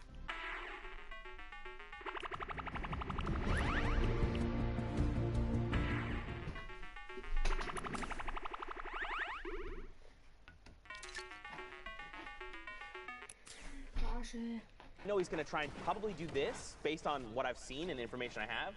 But if you're just sitting there and thinking like, oh man, that's Tifo, I don't know if I can fight him, like, no, you can fight him. You've made it to finals for a reason. Take the fight if you think you can. Yeah, it's also going to get crazy too, because for Fortnite World Cup, if you guys don't know already, we're going through full games.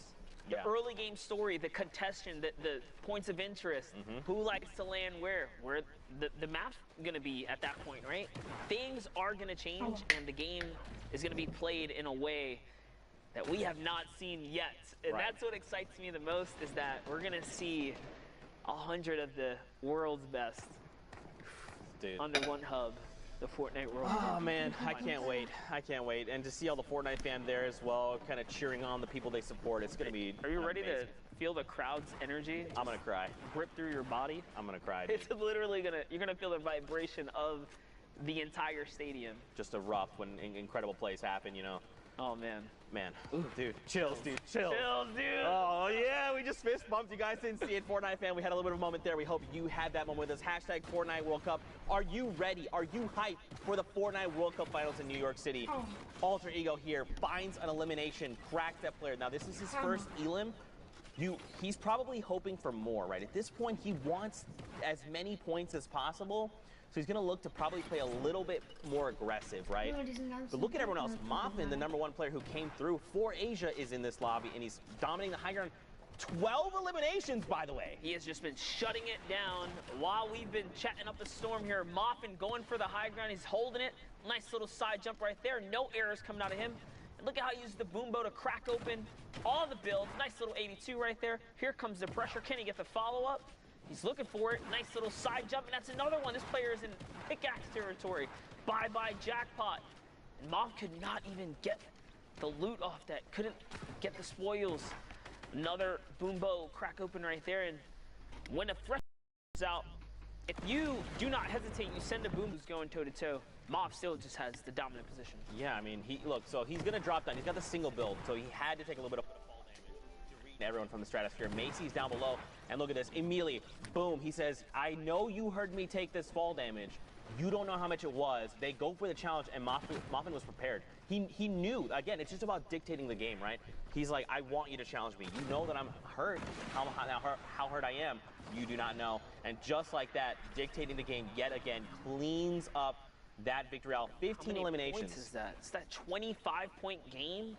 That's literally doubling his score out of nowhere. If you were in the top 10 and you had that come up, that's it. That's crazy. That's crazy. Now, guys, you know, we've had an awesome time, but for now, we're going to hit pause. Let's send it back into studio with Dr. Lupo, because I believe the doctor is in.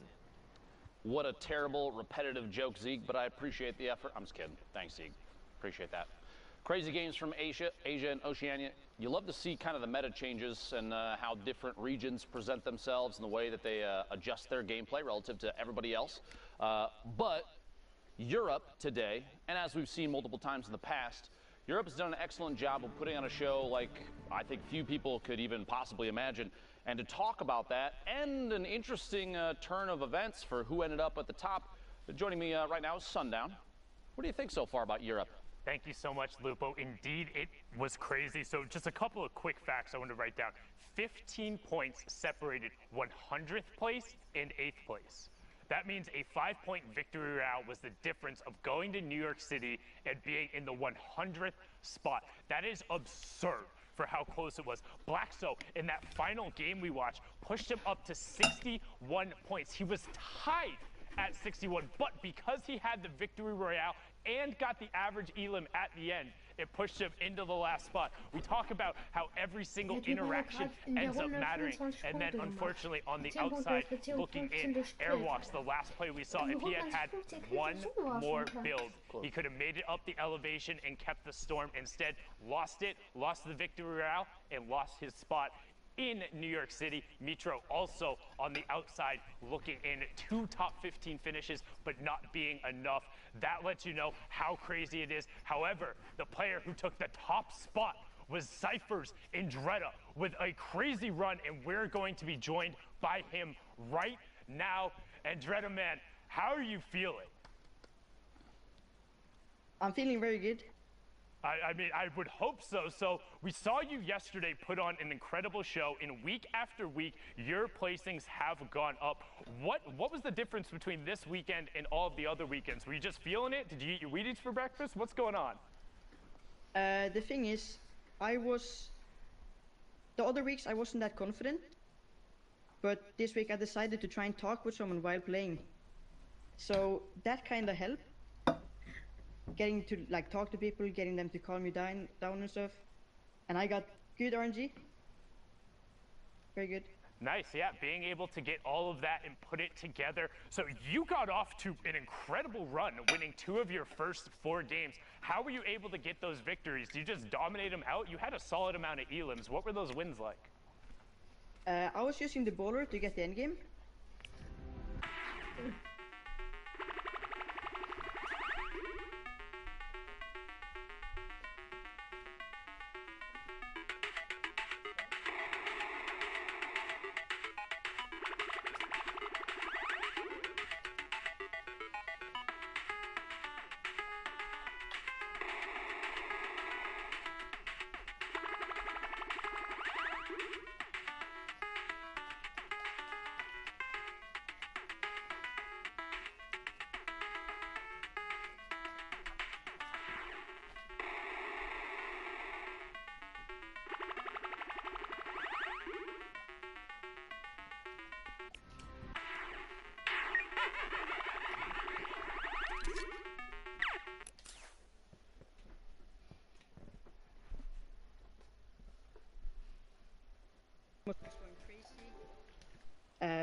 I was actually, while I was playing, like my 5th game, I started crying because I almost knew I was qualified. So that was probably one of the best moments in my life ever. I don't know what to say. It's got to be exhilarating, honestly, to know that, especially in Europe, which we've talked about as one of the most difficult regions to qualify in, even with 8 positions, there's so much pressure there. But I got to ask a kind of a random question. I keep seeing the lighting change on your face. What are you watching right now? I'm actually watching the Fortnite stream. All right, you see yourself. There's layers here. There's layers. It's very Inception level. Well, thank you so much, Andretta, for joining us. Before we let you go, though, if you could do me a favor, please shout out your own channels, shout out your duo's channels, anybody you want to. Okay. So my Twitch is Andretta. My Twitter is Cypher Andretta. My YouTube is Andretta. And I want to shout out Shokoladen, and all the people in that Discord. And I want to shout out my stream. Thank you so much for the support. Awesome, man. Thank you so much. Again, incredible performance both yesterday and today. Congratulations. $10,000, a spot in New York City, and as Golden Boy would say, we'll have to get a slice of pizza. We'll be seeing you later, man. Thank you so much. Absolutely incredible. It's crazy to think just the age ranges too.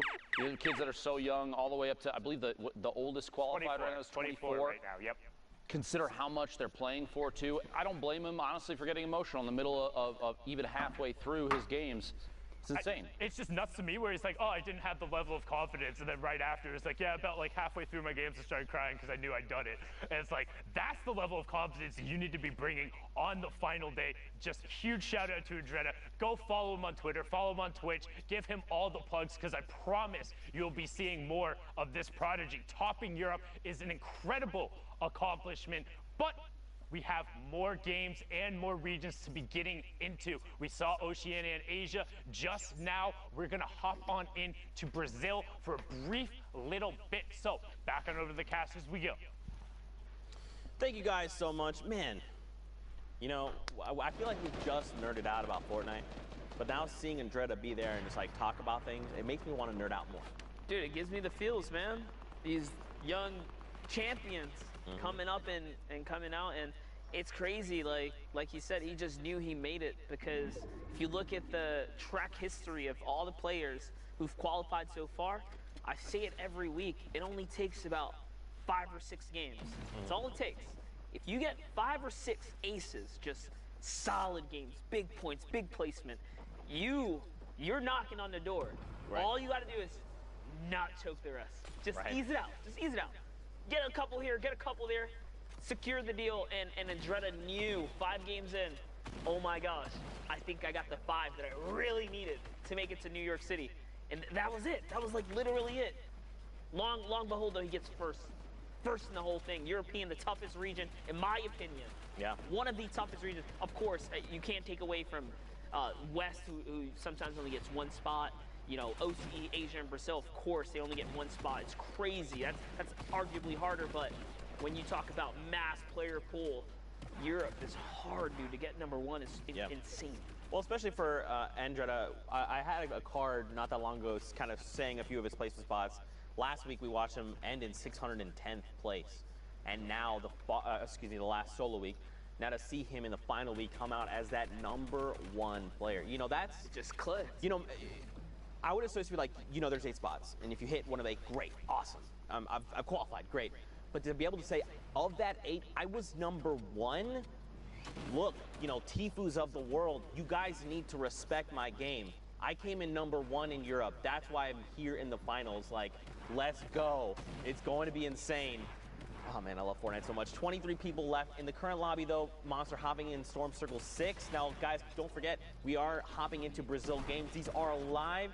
For a moment there, we had the timer. We're about 1:30 or so left on queue times. Don't forget, it's 10 games. An hour. About an hour 40. Okay, I was close. Darn. I was just off by 10.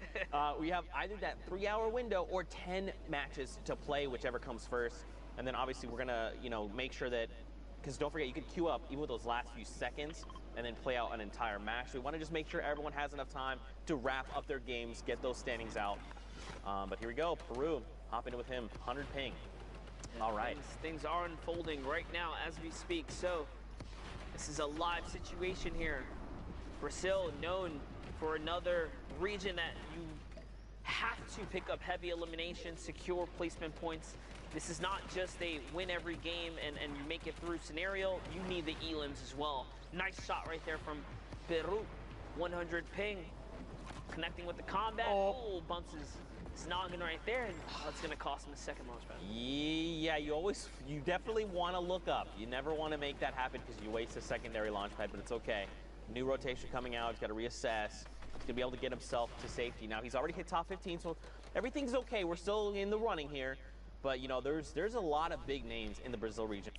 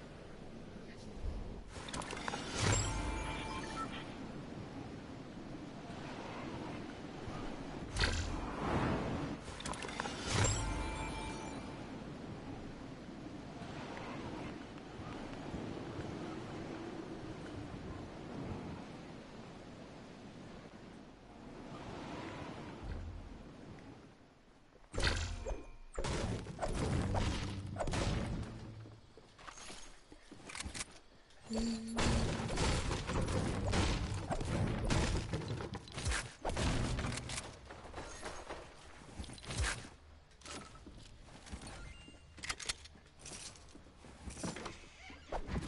Vater ist gegönnt, dass er nicht so weit ist. Die letzte Gamefolge hat ihn so gut gerettet. Das wäre jetzt nicht im Finale. Im Duo ist er eh dabei, aber nur auf den Solo.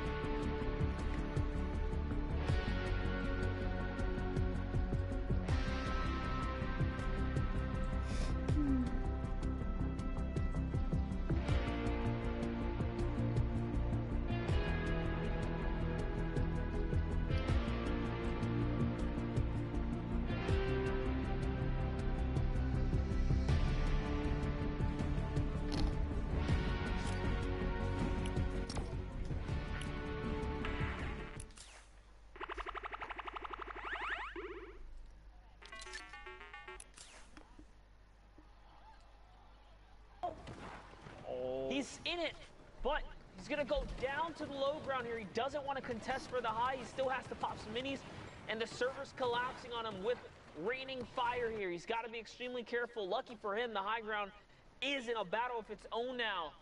It's facts.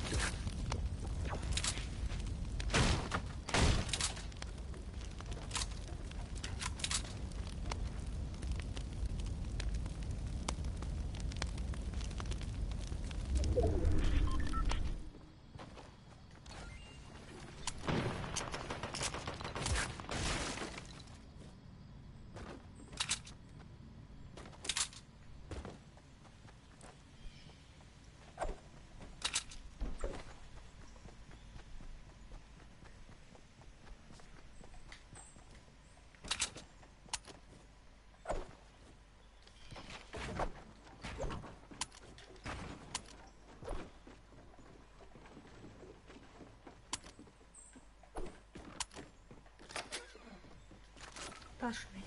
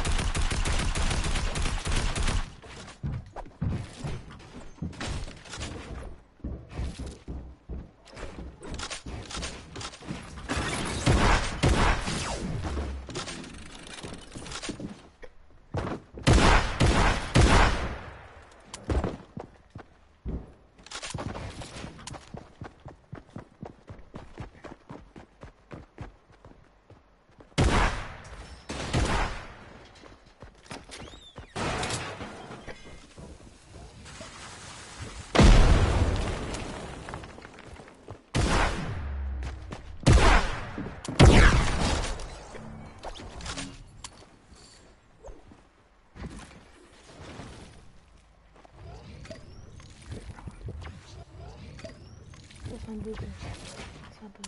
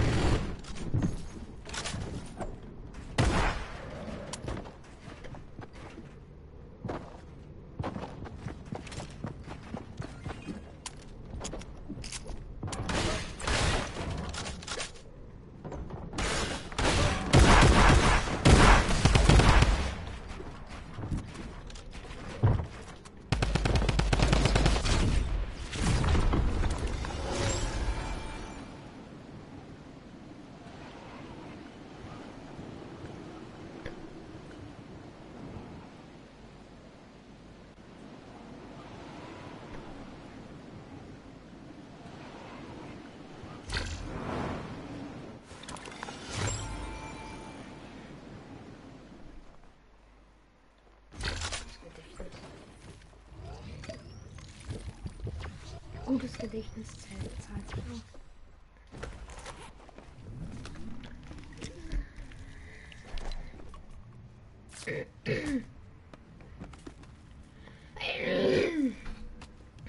Sorry.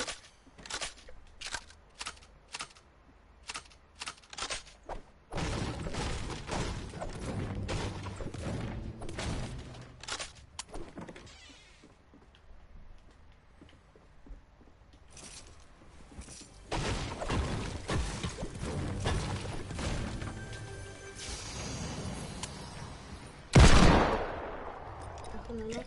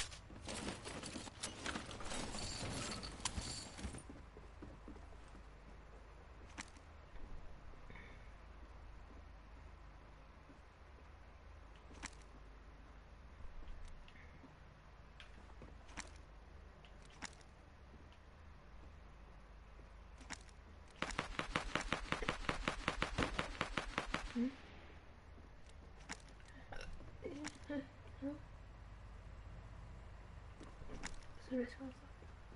Bist du bereit? Bist du bereit?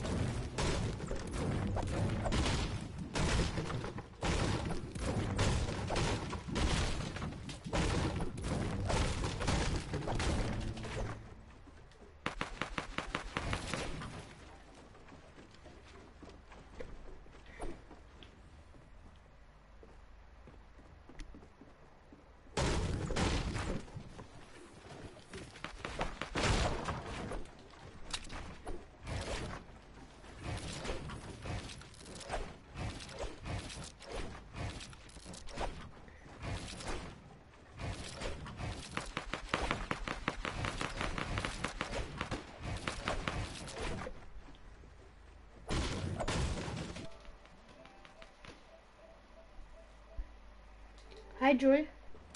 Wie geht's? Wie steht's?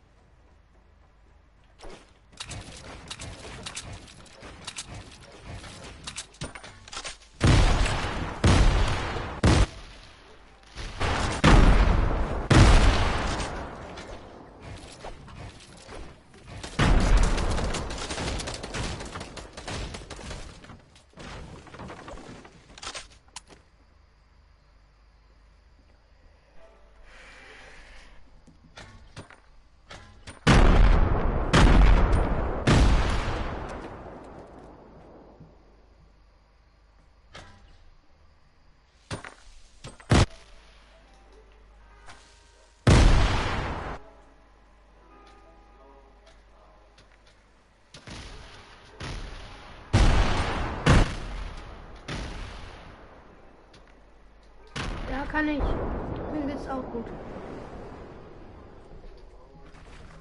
So, ich bin nicht da, Alter. Ja, ich nicht.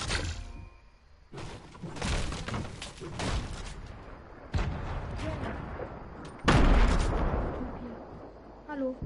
Du, der hier mit dem Aufstand ist. Hey.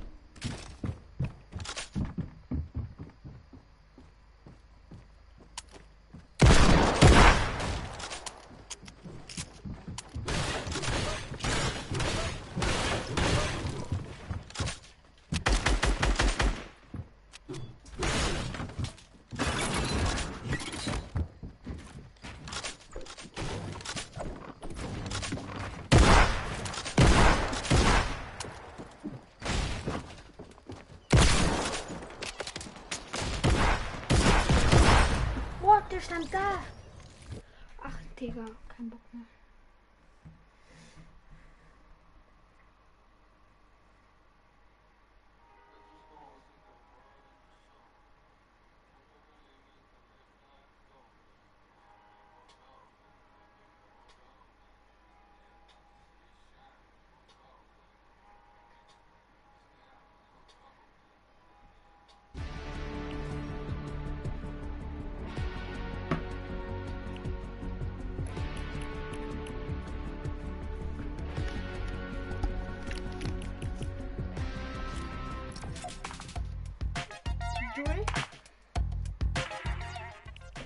Oh, 10 Kommentare, Alter.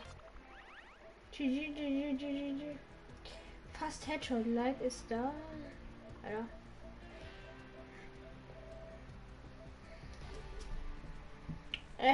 Ich hab gedacht, der wäre über der Treppe.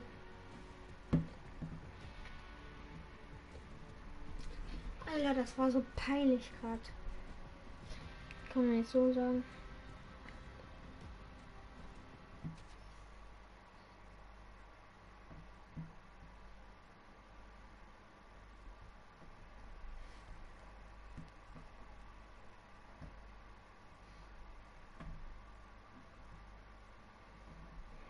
Danke für dein Like.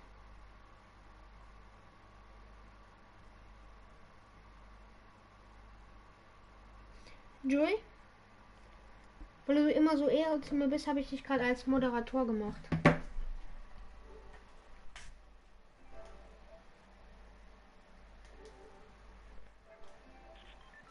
Digi bin ich auch nicht gut. Ich treffe nichts mit Diegel. Von daher. Ich habe mit Diegel getroffen. Ich habe nur mit der Kampfschriftflinte nichts getroffen. Ich habe gedacht, ich habe den zweiten Diegel gegeben. Und dann habe ich gedacht, der wäre über der Treppe und dann. Ja, Mann.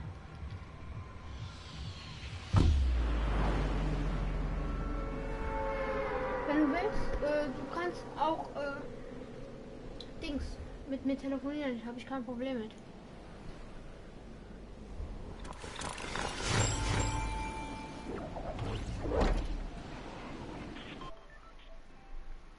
Danke für Mods.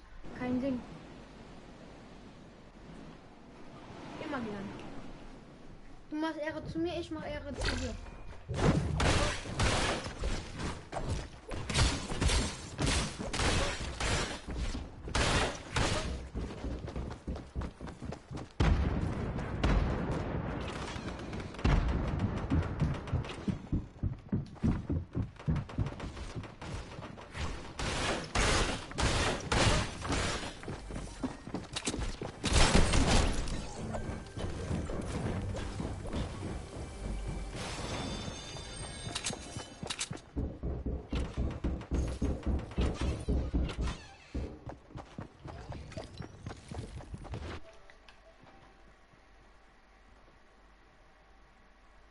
Ja, okay, ist okay.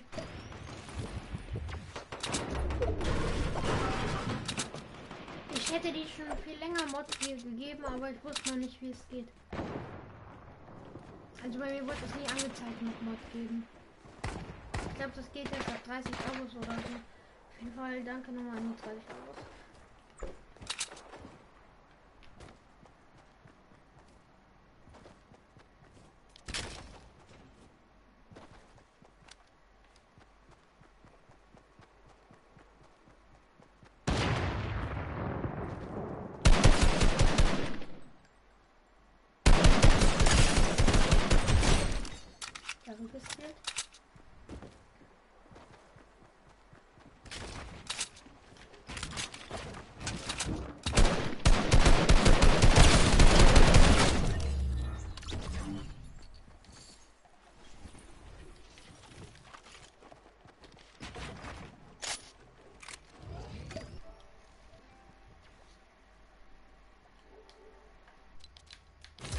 meinst du, wie hast du in-game?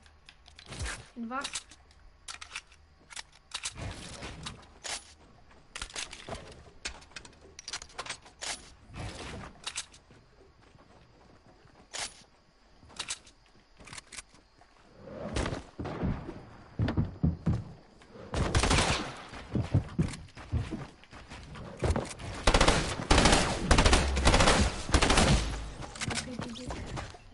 In was meinst du, wie heiße ich in-game?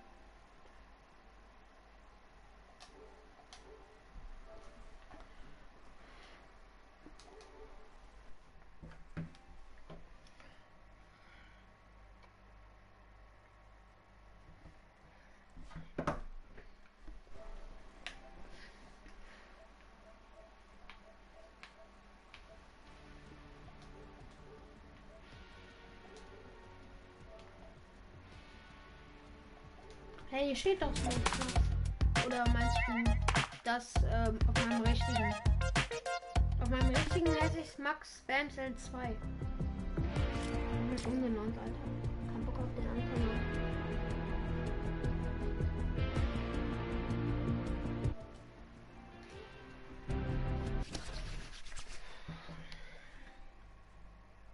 Zockst du grad?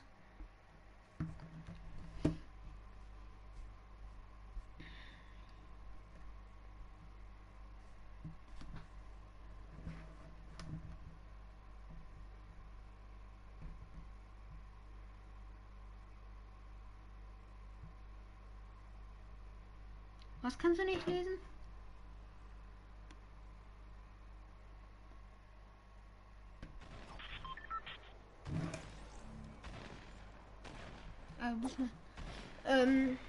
Was kannst du nicht lesen?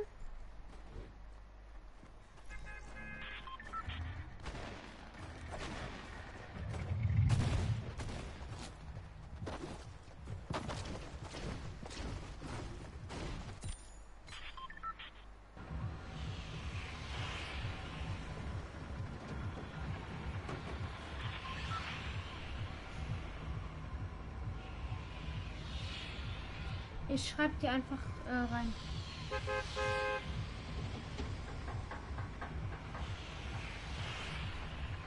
Ich hab dir reingeschrieben.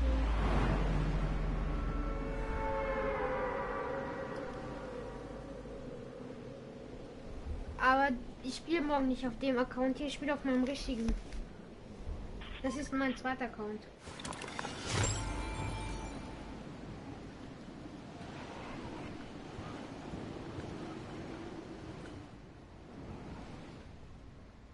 Hast du gehört, was ich gesagt habe?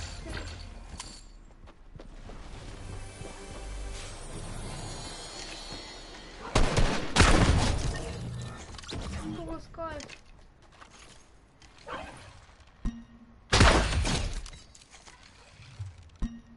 Boom, boom.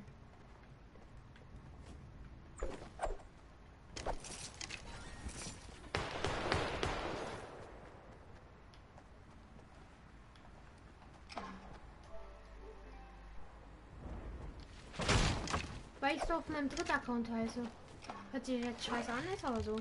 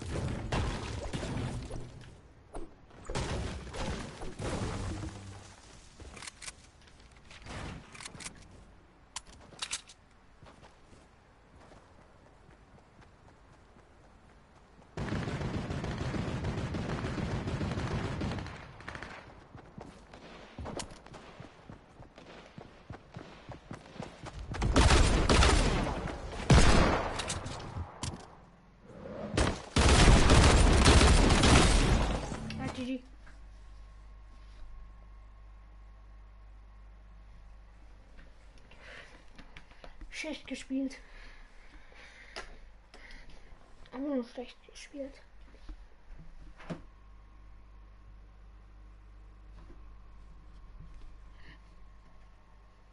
Joey?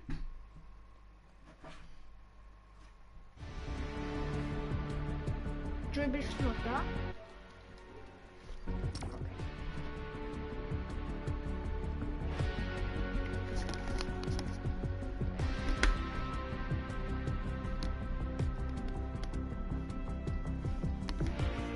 Joey, wenn du noch da bist, schreib mal, wie findest du die Option da oben rechts?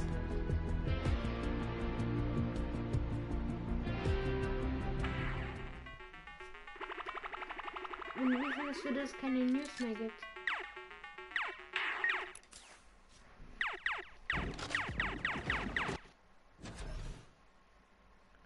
Schreib mal der Dings, der war eben im Interview von Dings.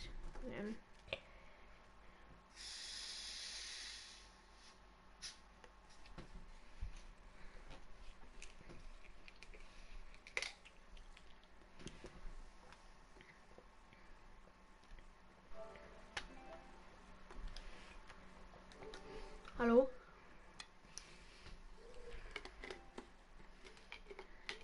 Würde mich sehr freuen, wenn du ein Like und ein Abo da lässt. So, na dann.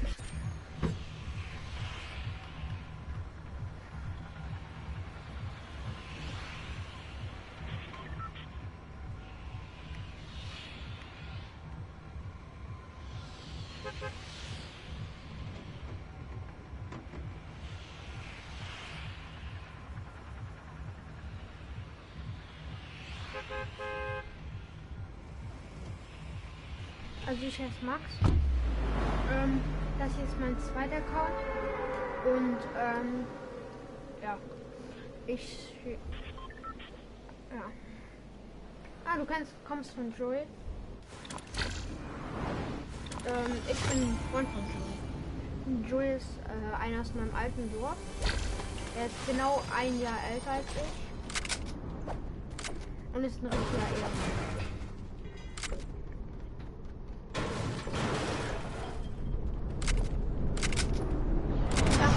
Joey kommst. Joey, wenn du es guckst, Ehre nochmal ein Bild.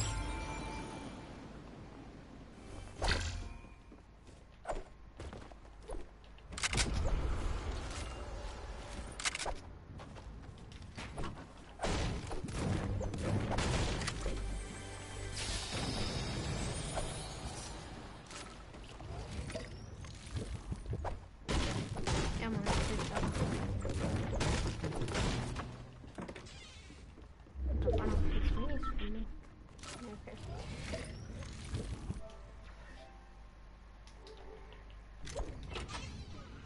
Danke auf jeden Fall, dass du eingeschaltet hast.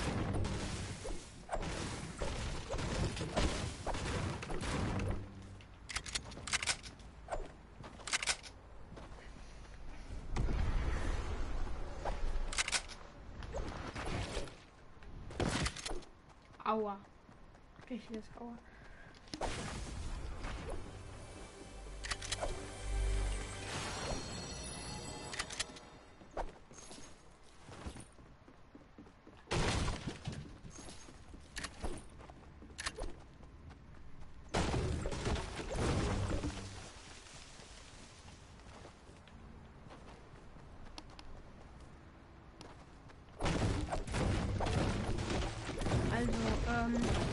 Ich versuche heute noch die 200 Punkte zu knacken. Ich habe heute mit 100 Punkten angefangen. Versuche jetzt noch die 200 zu knacken. Ich habe jetzt 48.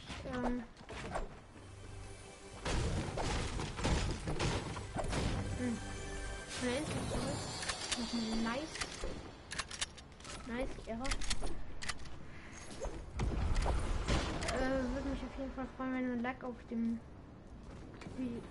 Stream lässt, wenn du es noch nicht hast. Und ein Abo da lässt.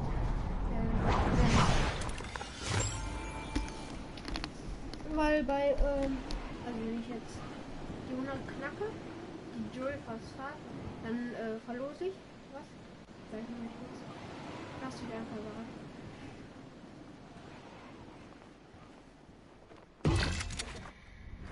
Aua.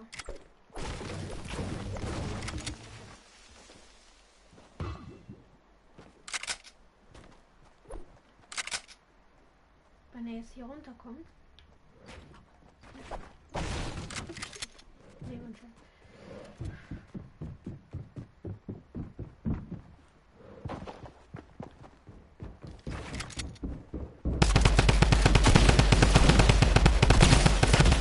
Das wäre halt noch mehr. Halt, du musst schon auf den Chat achten. Das ist nicht so gut.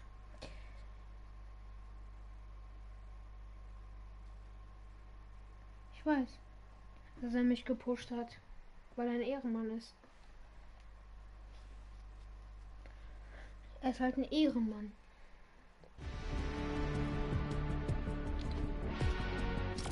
Was meinst du mit dem Chat gucken?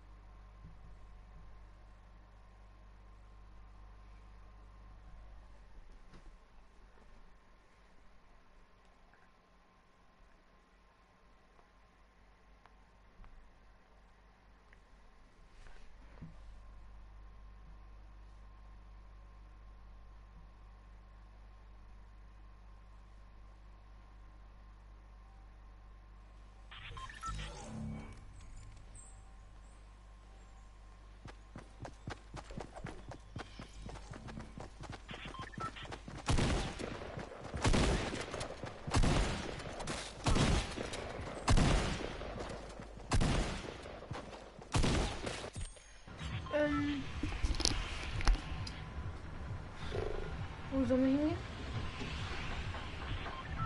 Schreibt jetzt mal unten rein.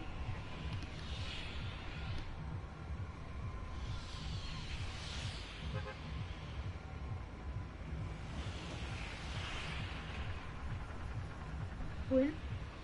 Worauf? Danke für dein Like und dein Abo.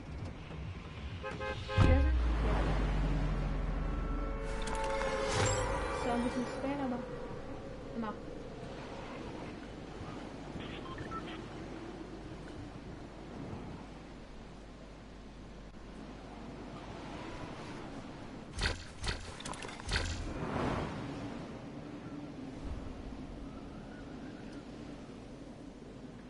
Du hast dir gewünscht, ich gehe einfach hin.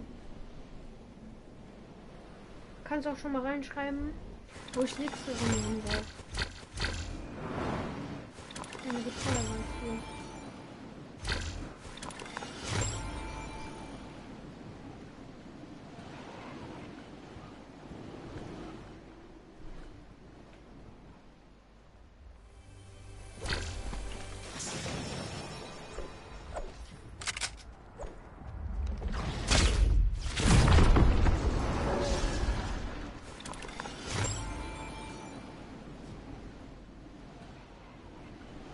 Schade, Joel.